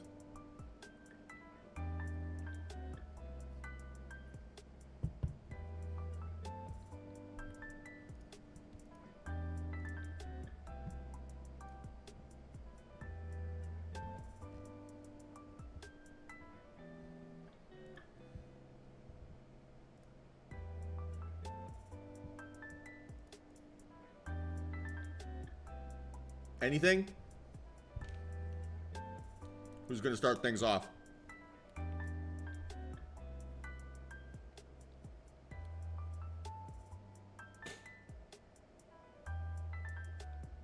It's all part of the process, Juan.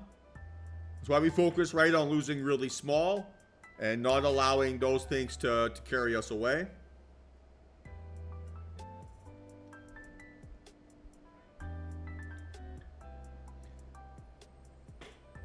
Yeah, so you're not going to be able to see that smoothly, right, inside TradingView, Mike.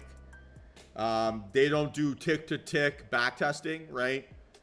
They do candle-to-candle, so it's not something that you can necessarily replicate very well within that context.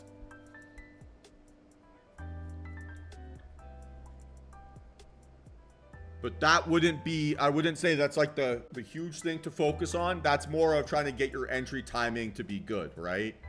So with the thesis, right, it's been backtested. So what's the probability of the next candle being green? That's where the results have essentially come from. So it's more about getting your entry timing correct.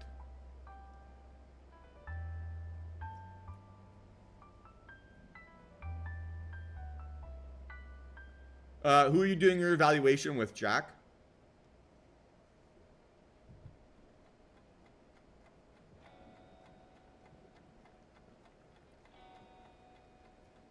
Okay, so yeah, with Apex, I would say run it, just like stick to your guns.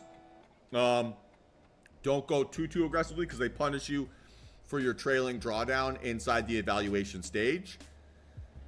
I would look to maybe add like a third or fourth contract, but not like up to 10, because then you could get your trailing drawdown all in one click. Yeah, Brian. So let's say hypothetically, let's find a good day example here. Okay, let's go. We just keep it as is here today. So let's say that this was my setup here, okay? Stop loss 56.97.75. and we'll pretend that this is an increasing volume bar. My opportunity, right, for adding to my position sizing will be every time I get high volume separation away from my initial entry. So if I jumped in, say my average price was this yellow line. Okay, so I had a 2-point stop loss, right? 56.95.75 was my entry price. And then this candle closes. And then we had another candle that did something like this. Right? And that candle was on increasing volume. So then the volume, right, also looked like this. Right? And then I get the aggressive entry technique. So then the next candle goes like that. So that would then give me an opportunity to push my stop loss to be right around here. And my entry price, right, would be a pullback, give or take, around 56.90. So if I want my stop loss to be 56.91.25, my average price, right, at the moment is 56.95.75. So you go 95.75 plus 91. So 50. Sorry, I did the calculation wrong. 56.95.75, right, plus 91.25, right, divided by 2 means that your average price would then be 93.50, right? So your average price would then be this, call it green line. So if I'm doing my stop loss to be now 91.25 and my average price is here, I can look to build up my position. So it's after each high volume separation away from my entry, can I use the aggressive stop loss technique? Can I use the conservative stop loss technique? And does my average price remain above that area? So it's after each high volume separation. It's almost thinking about it like if I had this idea and I'm playing, we'll say a reversal scenario, I'll look to average in on then the next high vol breakout, right? And then the next one, and then the next one. So it's on each one of these subsequent pops. I can place my stop loss to be the low, the low, the low, right? And look to build up my position that way. So it's after each high volume separation away from my entry price where I then see continuation on that following candle where I can use the aggressive entry technique. So I don't do anything crazy there.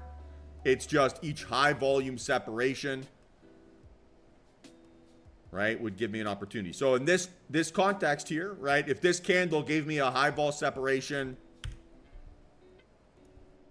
right, so that's okay, technically increasing volume.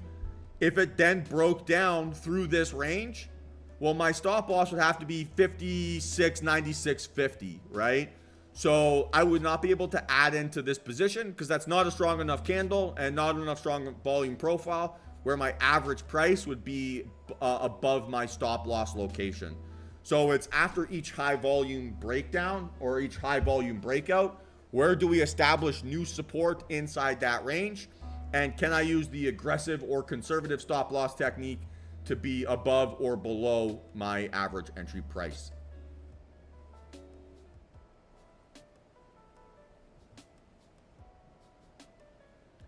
VJ, I don't use any specific programs here for my back testing. I just load up an Excel spreadsheet and I fire away. Let me see if I can find an example here. Give me a sec.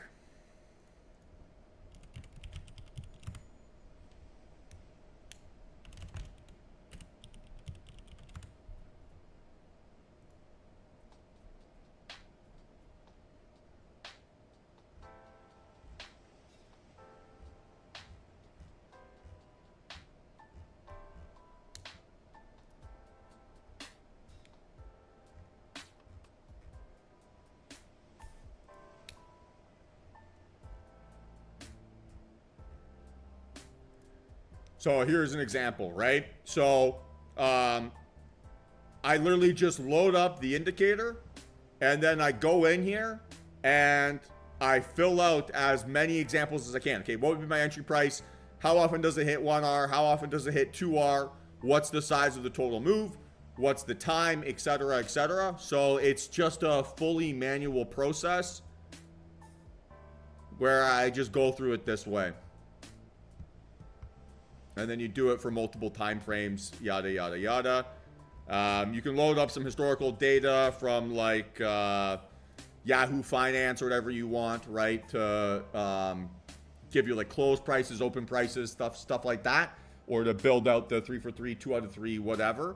But it's literally just a manual process. I'm a big believer that having, basically doing it manually trains my eye and shows me, okay, what works, what doesn't work, what can I fix, what can I improve, and it gives me a bit of an edge that way. So yeah, that's why I like it.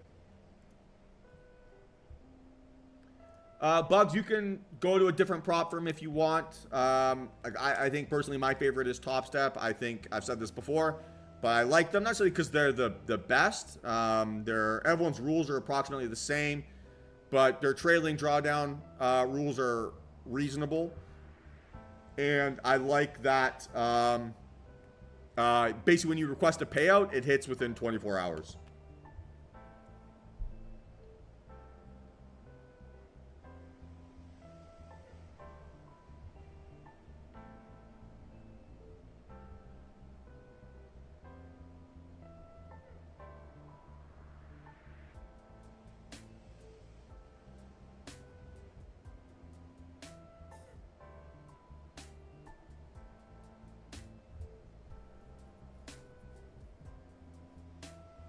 I would say with this pyramiding technique, if you want to use that inside your evaluation, then my funded futures and Top Step are going to be the better option because their drawdown is an end of day balance, not an intra-trade balance. So it gives you a bit more flexibility in that way.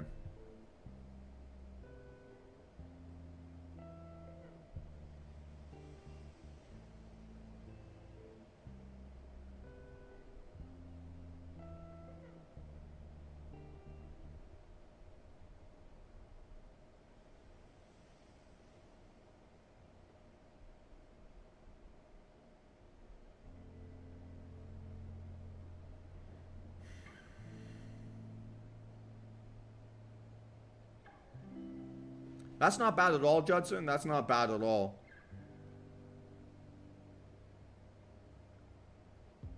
So yeah, like I have no preference. Like they're all good, right? They all accomplish the same thing. They all have good support. But I just like getting paid out fast, right? So if I request money, I want it to hit my account soon. And I find Top Step to be the fastest in that context here so far. But yeah, if Apex starts to improve that process, then incredible. Just makes the competition better. So there's a bunch of different copiers that you can use, Aria. I've said this a few times here. The one that I use is Replicanto. Replicanto right now is having issues with integrating Top Step. So it's not one that I would recommend here in the short term. I also execute inside now, basically just through Trade-Evade inside their group function. That for me is the best way to do it. And then what my plan is here is I'm going to be, because all my accounts are at a place where I can close them all and take basically a max payout. So I'll be doing that here within the next, maybe I'll do it today at this point. And then my plan is to just open up 5 Top Step X accounts and trade them all that way.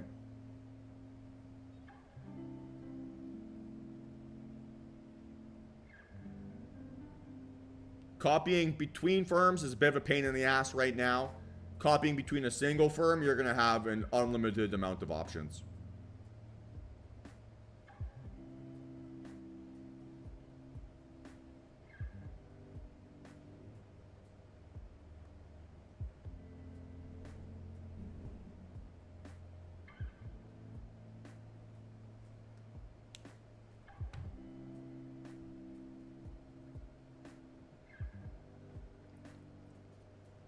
Correct, yeah. 3 out of my 5 accounts right now are with Top Step. It's going to be 5 out of 5. accounts here soon. So right now with Top Step Bugs, I'm using Tradeovate. But when I close these accounts, I will be using Top Step X.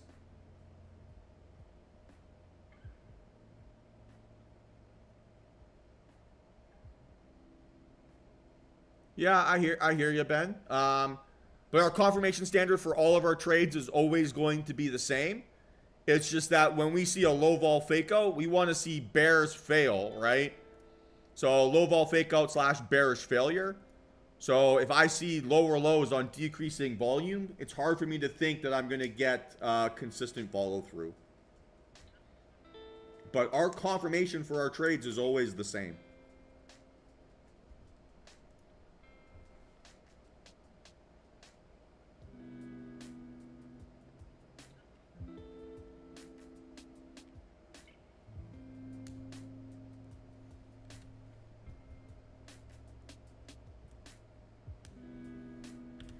Yeah, Nicholas. So I use a custom Fibonacci version here. So this is basically just showing me to like basically risk reward ratios. So I have the 0 line, the 1 line, and the 236. This is not needed. And I draw that out from my profit target to my stop loss to help me map out my appropriate risk reward zones. So now I know, right, that basically anywhere inside this area, okay, I'm risking, say, 6 points, right, to make 18. So I'm getting about, 3-to-1 risk reward basically anywhere inside this zone. And so that gives me a, appropriate risk reward ratio to justify taking on a trade. So it's just the 0 line, the 1 line, and the spot 236. And then 0 is my stop loss, 236 is my entry, and 1 is my profit target.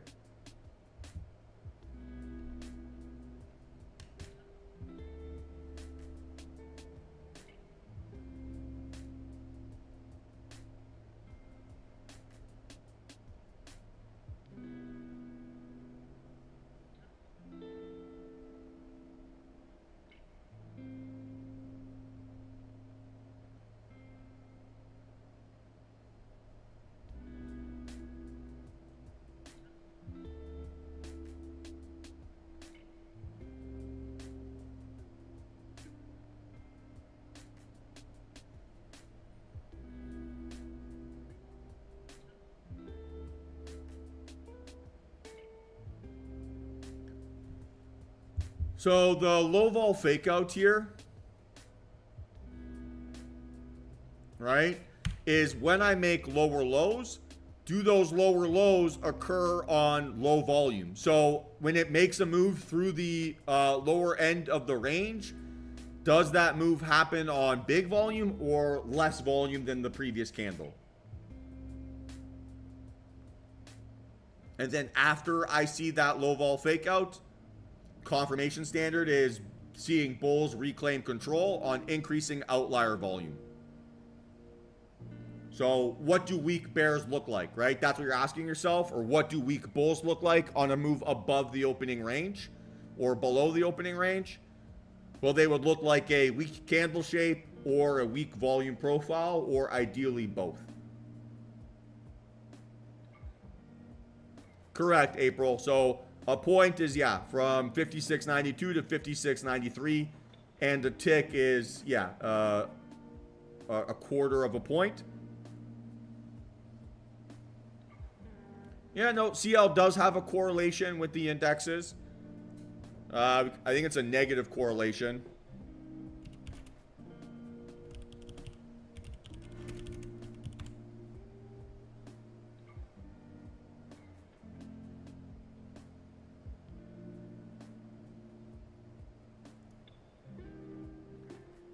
So let's see.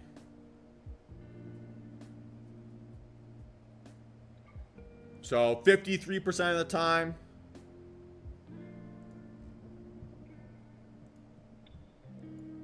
But generally it's like the saying is strong market equal, or strong oil equals strong market.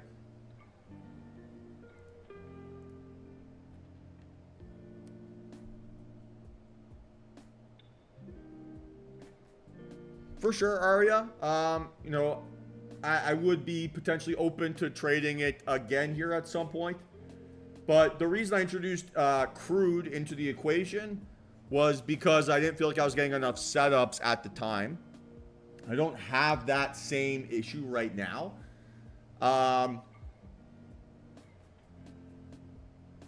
Like I feel like I get plenty of wins. I get plenty of good opportunities today, notwithstanding.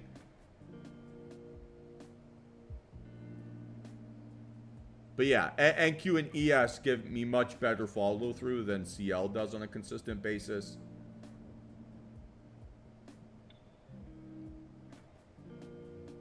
Yeah, we could look to add the Russell in potentially. Problem, guys, for me, right, in introducing new tickers is it takes me a lot of time to backtest, right? So I have to feel like my trading is in a pretty bad spot to want to add, you know, 2 weeks worth of work, right, onto my plate here right now. I don't mean to sound like say that in like an arrogant way, or like as of an ungrateful way. But it's just it's very intense and it requires a lot of effort to do that. And right now, I don't feel like I need more changes, right, to increase my P&L. So for sure, there's going to be times where things rotate from one index to another for sure. But I would only want to trade it once I have the opportunity to backtest it properly. Without that opportunity, I am not optimistic.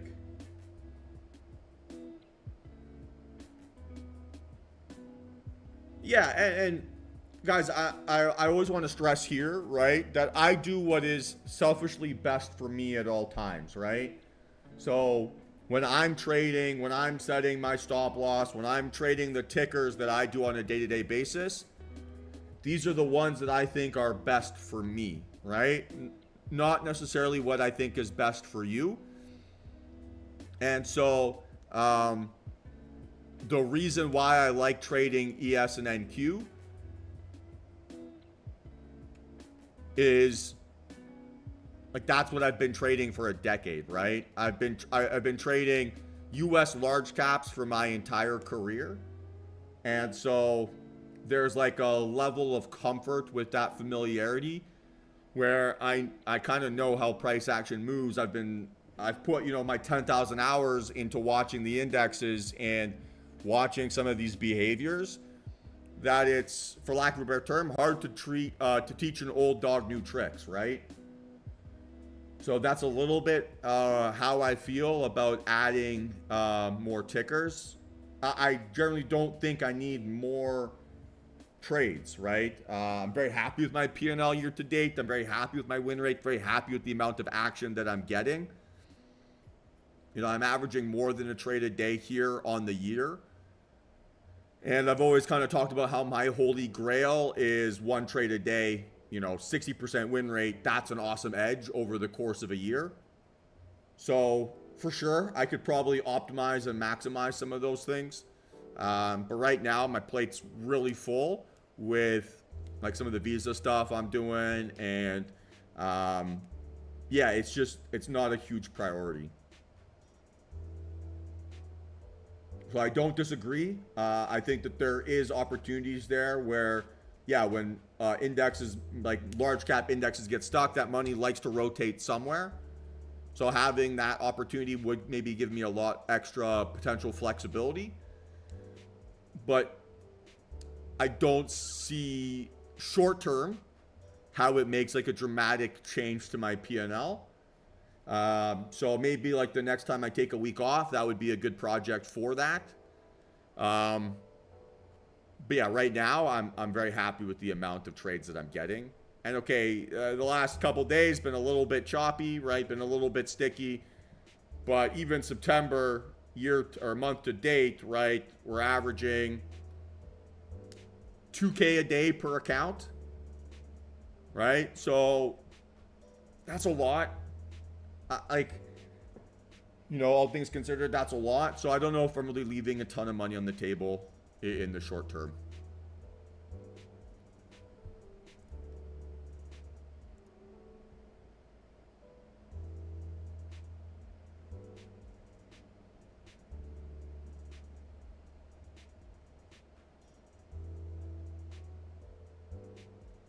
So, Ben, just to go to your comment there a little bit, right? Your setup is this candle and this candle, right? For that low vol fake out, it's this 933, 936 candle, right? And then this is your confirmation.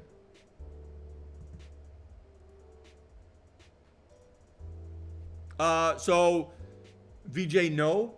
When I'm looking at the how fast price action is moving, the replay functions that are available in TradingView don't give you that opportunity because they don't go tick to tick. It's not a real-time replay function, so it's hard to see that. I think I already said, but when I'm the elevator up, stairs down, right? Entry technique is designed to basically ensure that I'm green right away on my entries, right? I'm trying to time my entries, but the idea here is that any entry inside that risk reward zone should theoretically be profitable, right?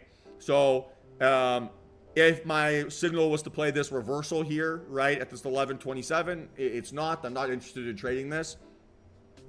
Any entry inside this range is a justifiable entry, right? Absolutely.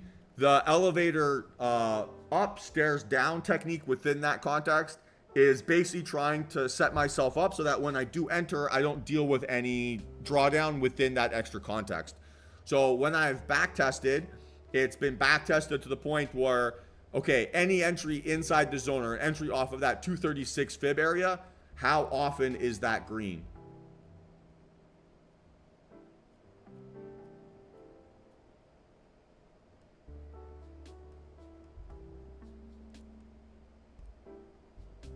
Does that make sense, BJ?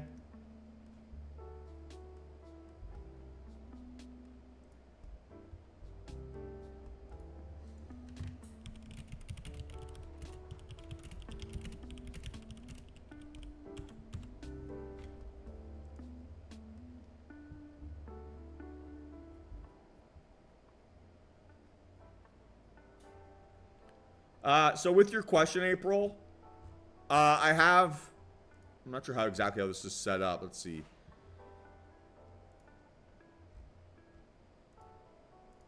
So in the events tab, I have key facts today and continuous contract switch ticked. So what that shows me is the roll date, right? And then just knowing that often price action is relatively tricky around the roll gives me that confirmation of when to trade or when not to trade. Friday, we had a conditional trigger to trade, right? So Friday, after Thursday's close, we wanted to see if there was more volume in the December contract or the September. If the majority of the volume had already switched over to the December, then that would have been a reason to have not traded. Whereas if we saw a significant amount of volume still in September, then it was a reason to keep trading, right? Because the forward contract was still being aggressive. So in that circumstance, it's a little bit hard to plan out that in advance because I'm waiting to see what the volume is like post-close of that market.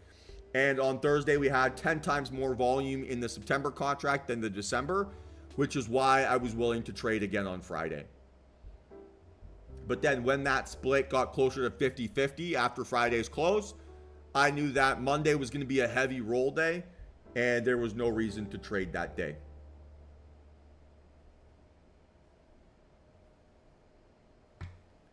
If you want to find anything,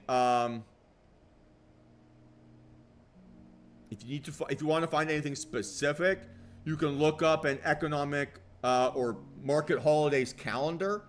And that'll tell you days where markets are closed, where we will not be trading. And maybe you could use that information. Generally, those days, though, will be like you know, federal holidays, things along those lines. So you'll already be pretty aware of those. No, they need to be executed inside Trade Evade, Craig.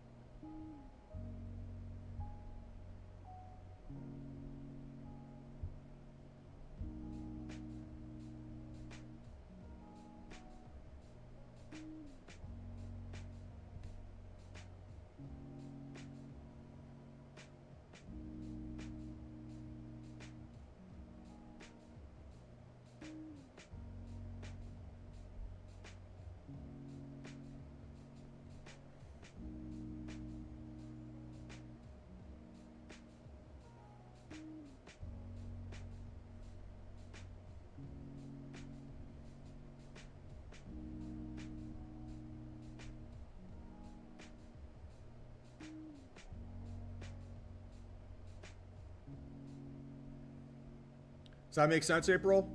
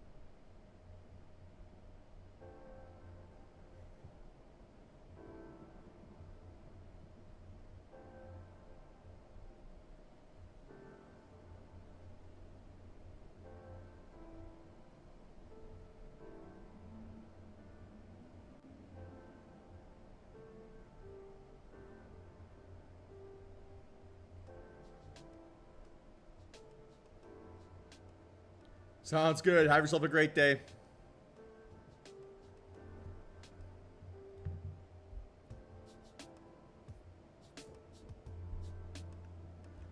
Well, I mean, I'm still going to use this exact screen that you see here right now for all my charting. Like all I have here, right, is I have a second monitor and a second screen where I have my order window. So this will still look the same, right? It'll still show me all this kind of stuff because that is a TradingView interface, or it's integrated directly through TradingView. So from your guys' perspective, it'll all look the same. The one thing that I've been playing around with here a little bit, and this might be a project for when I got my visa sorted, but I would love for, we'll just do it here, for me to find a way where if I enter a trade, so let's say I took, let's do NQ. Let's say I bought NQ here long, not 6 units, buy 1 unit. Okay, I would love for you guys to be able to see these notifications of what my price is and of when I got get in, get out, all this kind of stuff. I've tried multiple times or multiple ways of being able to yeah, basically do that right now through OBS, but I can't seem to pull it off for whatever reason. So at some point here, I will try to make that work because I think that would be a huge value add to everyone. Where you can, yeah, see my alerts as they pop up. But I've struggled to find a way to make that work here so far intraday. Maybe what I need to do is to essentially have like a bigger monitor so that I can just have just the charting, and then I have my watch list and my order window here on the side, so that it's visible. So it's like my execution screen is my live stream screen, but I'd probably need like a 40 or 50 inch monitor to pull that off. So when I build up my next setup or build up my trading desk here when I make my move, I'll look to set that up, and then hopefully, yeah, that would be really helpful, I think, for everyone.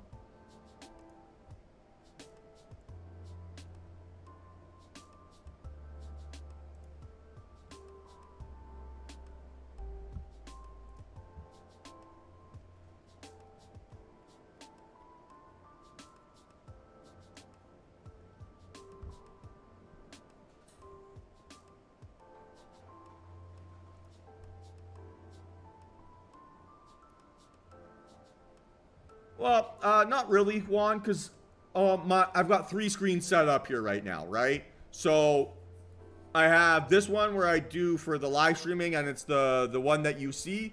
I have one to the right and above that shows me all my trades, or sorry, shows me all my charts that I'm looking at, right? So I've got 3 of ES, 3 of NQ, and then I have my YouTube chat on one, my OBS, so it's like my streaming software just below that, and then my Discord is there as well. So I kind of sit in the middle between my live stream screen and my execution screen.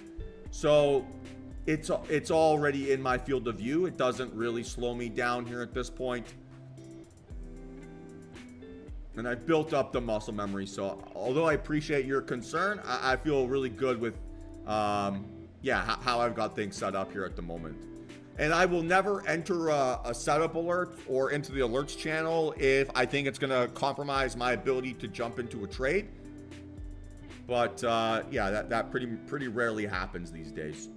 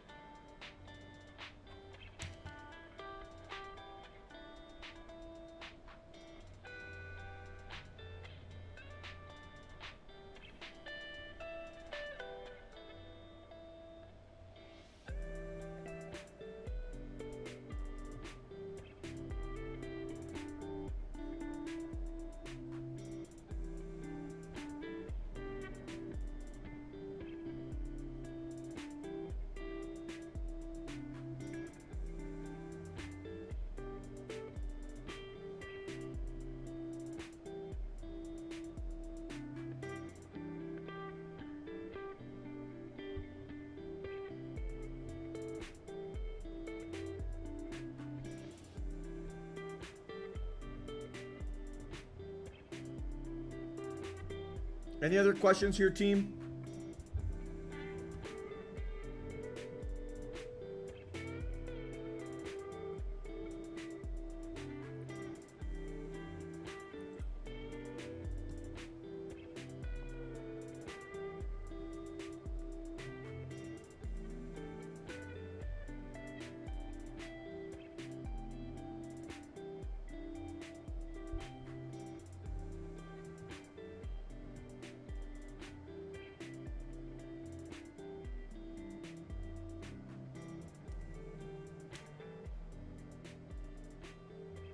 But yeah, Top Step X Eugene is built on the TradingView platform.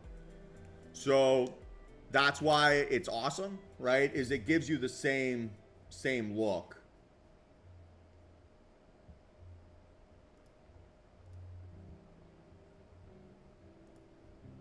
Right? So it won't look any different than this. And would be able to do everything through there the same way I do now. That's why I'm making that potential switch. because I'm having a bit of a pain in the ass dealing with all these copier issues. And so it's easier if everything is just all in one place.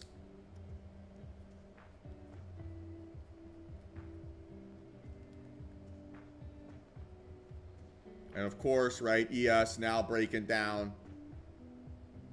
Faked us out a little bit and broke. That's the way she goes.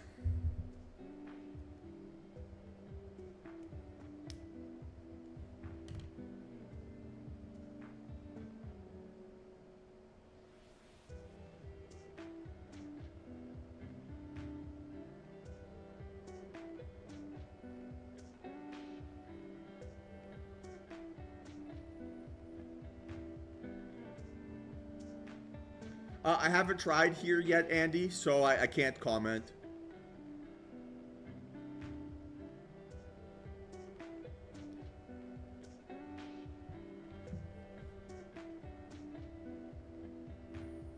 Nice, Juan. Great entry. Thought you'd put you close to green on the day, surely, right?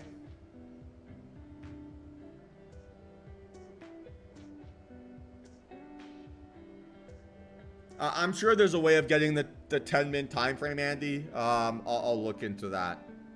Yeah, good question, Nicholas. So I'm probably, my bias is towards Florida or Texas.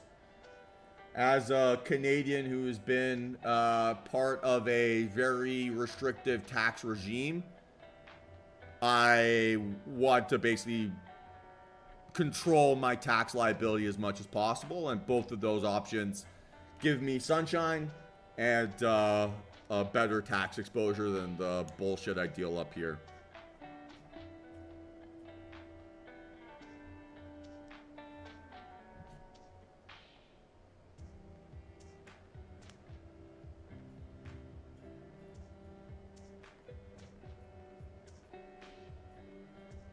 I'm in Montreal, Canada.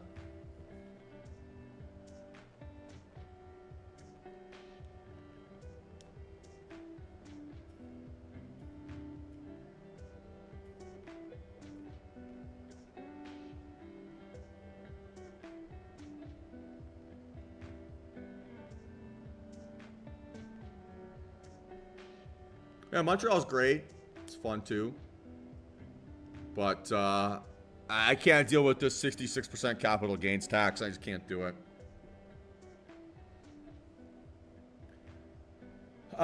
So I can't speak too much on taxes, Eugene, especially for Americans, as I have no experience with your tax code. So I would be uncomfortable answering that question because it's just so far from my area of expertise.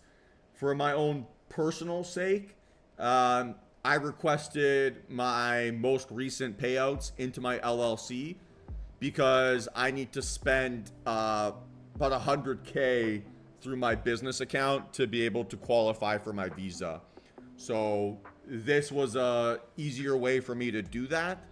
And that was the only reason why I did so. I can't speak of any specific tax advantages. I purely did it through my LLC for the visa advantages.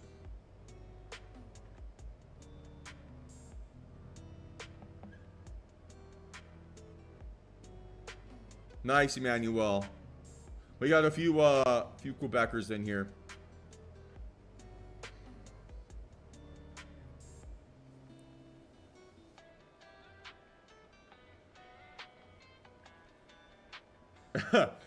Yeah, I mean, I would love, got a few little things I want to do when I get down south, but I find, I feel like this happens all the time, but the days where I like have a good trading day and then I spend my evening, you know, having a nice meal, looking at all the new toys I can buy, generally those days end up working badly for me the next day.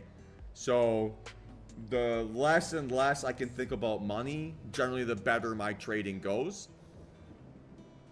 Yeah, I found that to be very much the case. So I allow myself to dream on weekends, not really during the week. But, yeah, it'd be really nice to have a 911, tell you that much.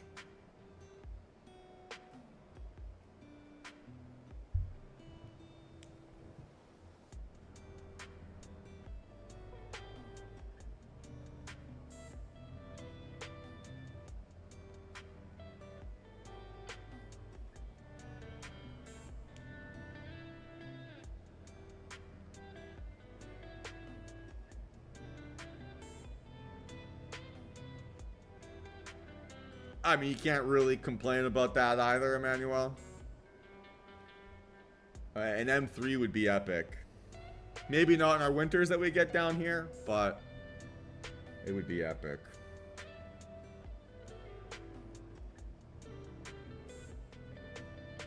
When I was in the UK, I had like a 2002 M3. It was sick.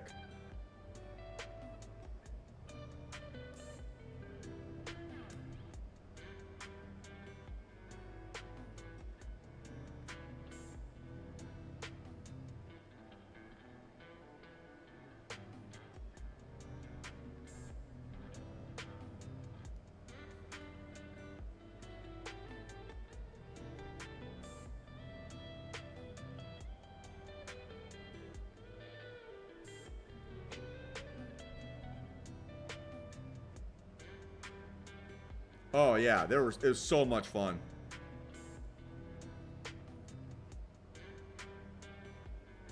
Well, it's not that it's necessarily a better choice, Eugene. I just am sick and tired of dealing with trade copiers and all the kind of like setting things up and the one day it works, one day it doesn't type thing.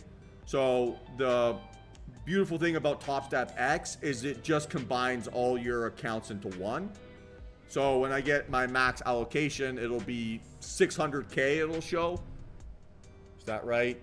Or 750K it'll show.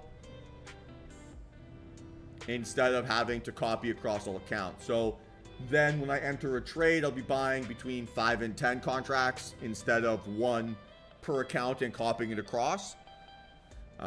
So I think that'll just be like a slightly smoother execution process.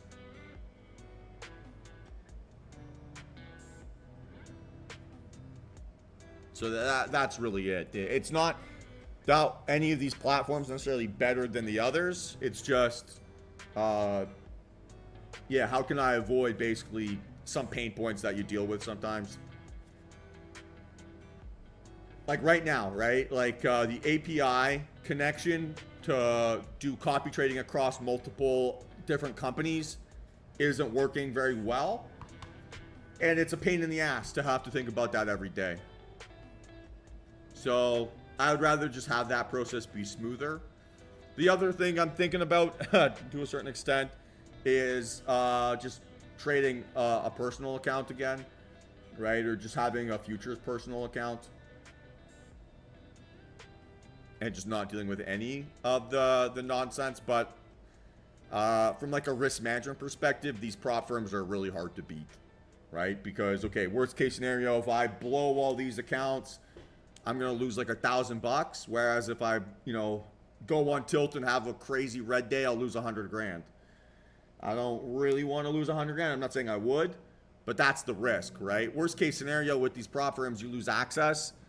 Worst case with real account, right, or your own personal funds is you lose your personal funds. Well, losing access would sting and it would suck and it would be painful, but it'd be a lot less painful than, you know, a 100K hit or something. So, like, the risk manager in me loves prop firms for that reason, right? That's why I think they're so powerful, is because they give me a tremendous amount of leverage with very minimal downside risk. And there are very few financial products that offer you more upside with no downside effectively. So it's pretty incredible to take advantage of it.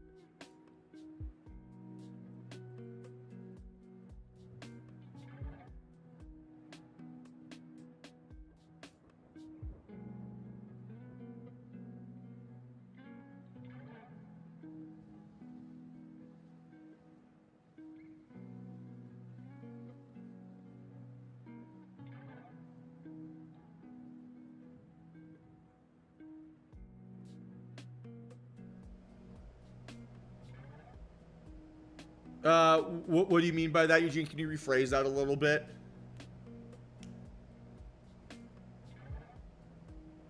So, like, could I copy across IBKR and Top Step? Is that what you're asking?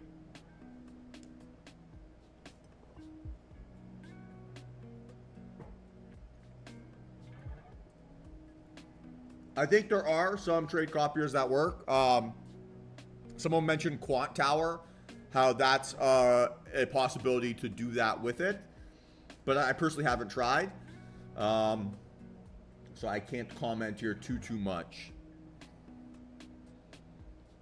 Like the way I have things set up, well, I mean, the way that you set yourself up, right, to prevent blowing a personal account is you set yourself like hard program trade limits. So when I get down to the States, I'll probably open up like a personal Tradebait account. And there you can set up a limit that locks you out, right? So, you know, that would be the way to do it. You know, you give yourself like a 5K max loss day, a 10K max loss day, a 3K max loss day, whatever it might be.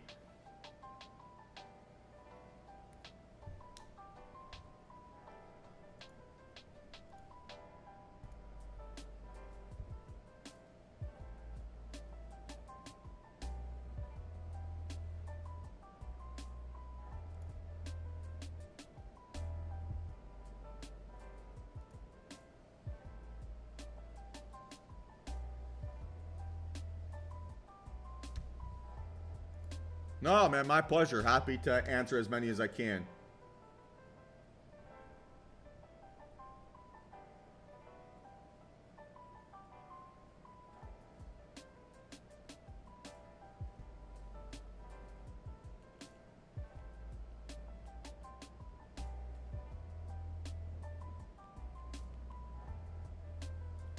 Any more questions here, team? Any more questions?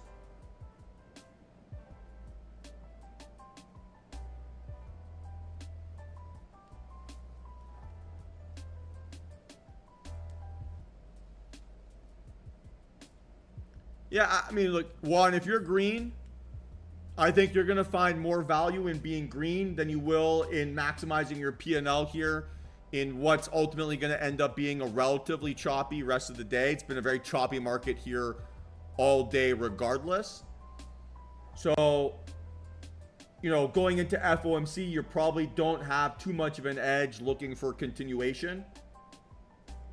Or for a very clean narrative. You know, we're 2 hours away from that. So, you know, if I'm thinking back to what it would be like institutionally, I would be at lunch right now, waiting, right? Basically making sure that I don't have any excuses to miss 2 o'clock.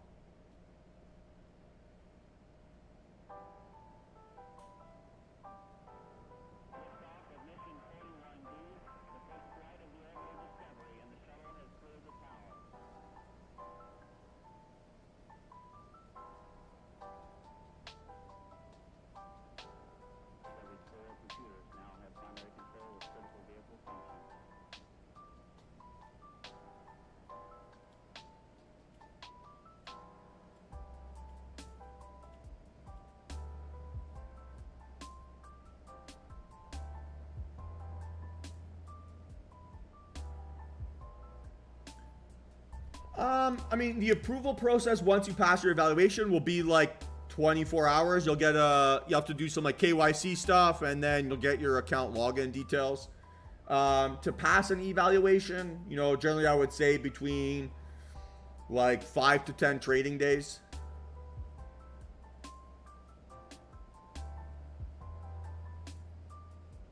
Something along those lines. So it's going to depend on, you know, kind of how the market behaves. There'll be times where you can pass in 1 day. There'll be times where it takes you 20 days. So you need a little bit of market cooperation to get super like speedy process. But it really depends. I would say it should never take you more than a month. If it's taking you more than a month, then you're probably too conservative with your position sizing. Or you're taking too small of a win for when one happens, and like you're panic closing small winners. So there'll be like some problems there that need to be fixed.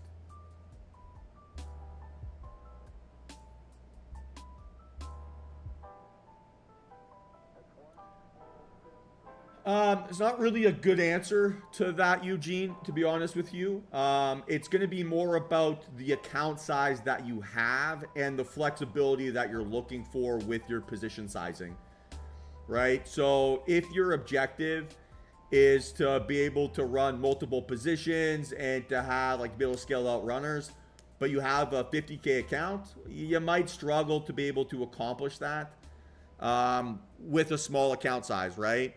Whereas micros would give you that flexibility. So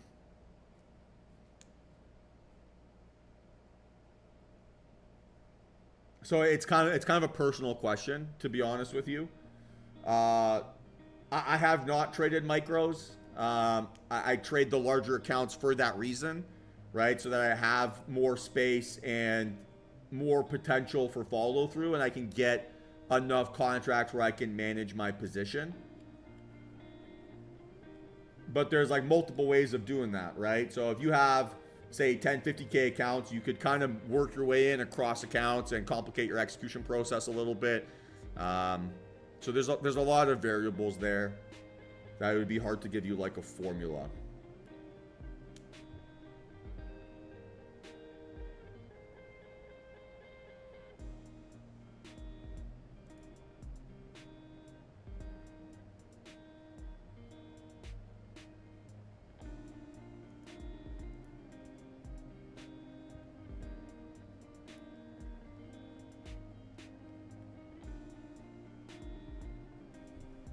So Juan, there, hit your 84 again, right?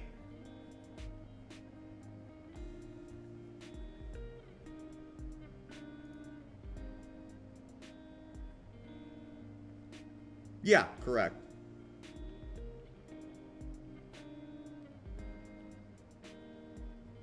Yeah, one lot, one unit, one contract. It's all the same.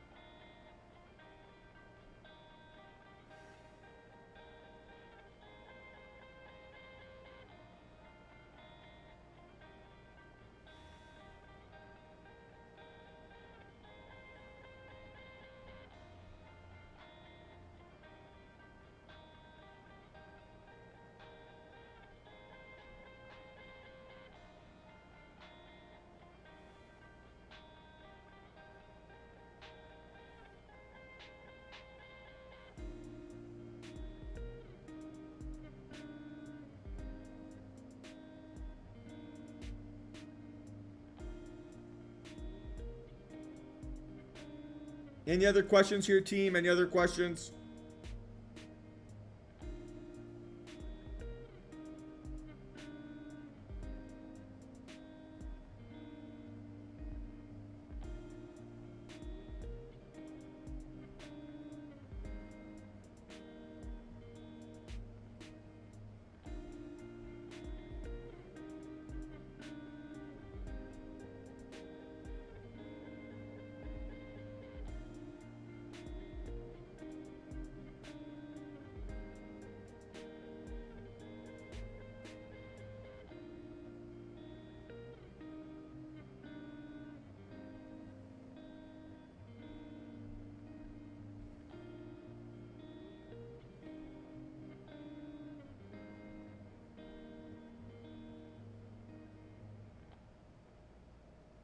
Any other questions here, team? Any other questions?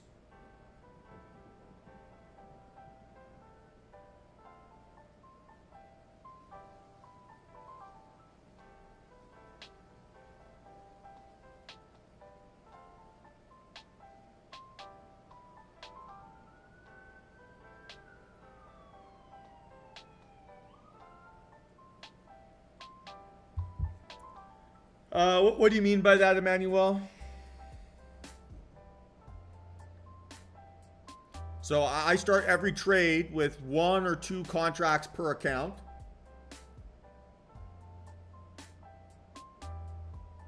and I have 5 accounts. So that means that I'm running a starting position of 5 to 10 contracts. And then I'll work my way up to like maybe 60 or 70 at its most.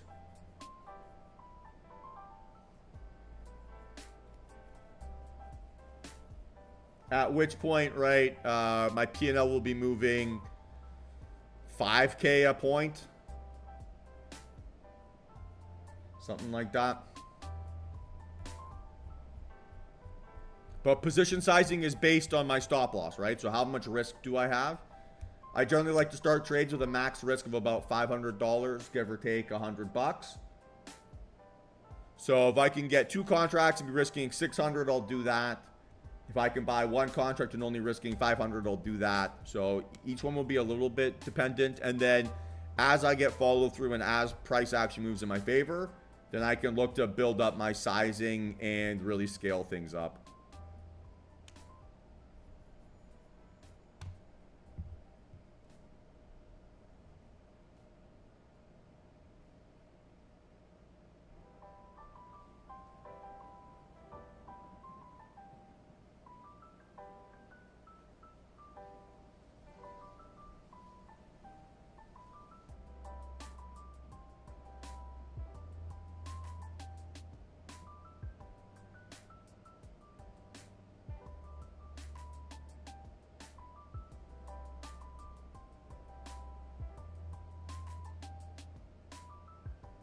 Yeah, that's why these prop firms are awesome.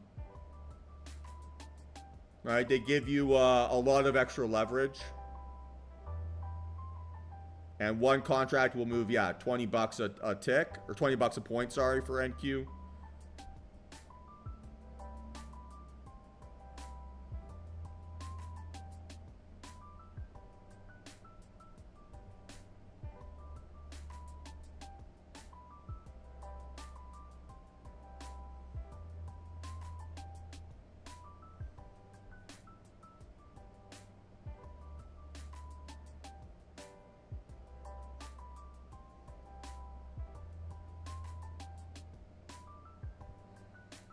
Not a great deal, no. There's better risk-reward ratios for you available than that, yeah. Especially for us Canadians. There's not a ton of really good futures options for us.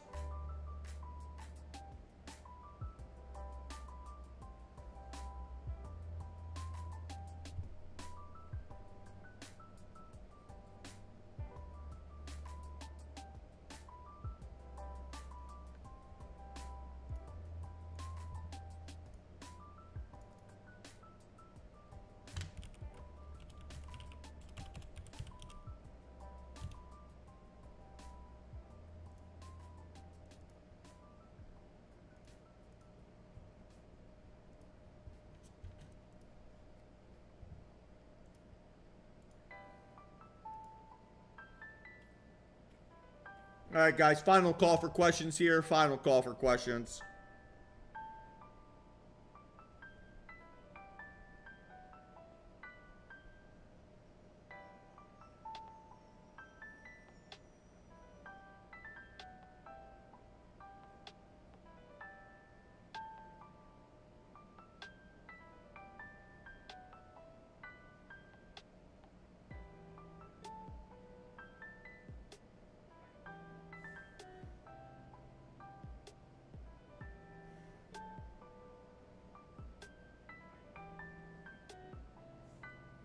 What do you mean by that, Michael?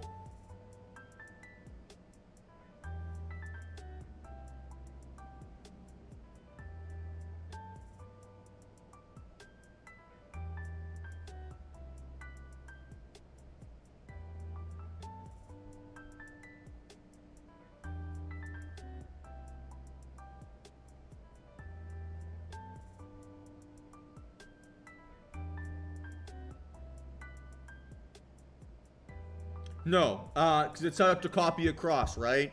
So if I buy 2 contracts and I have 5 accounts, I'll buy a total of 10 contracts, 2 per account.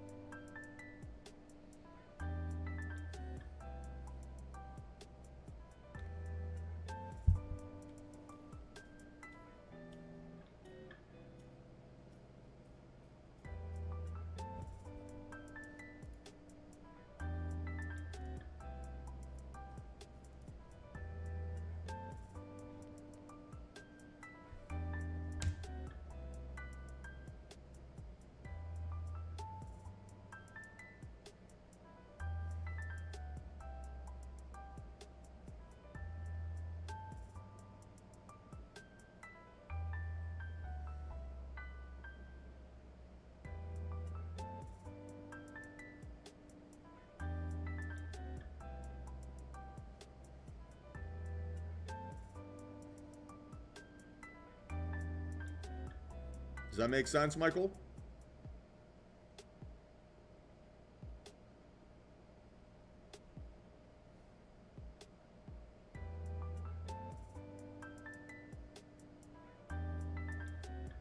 Correct. Yeah.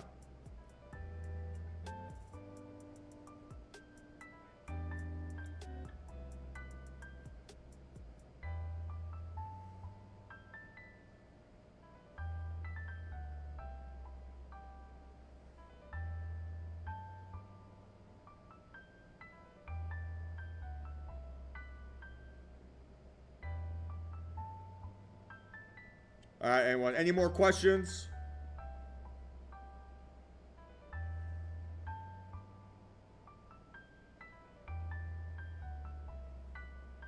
Yeah, you too, Emmanuel.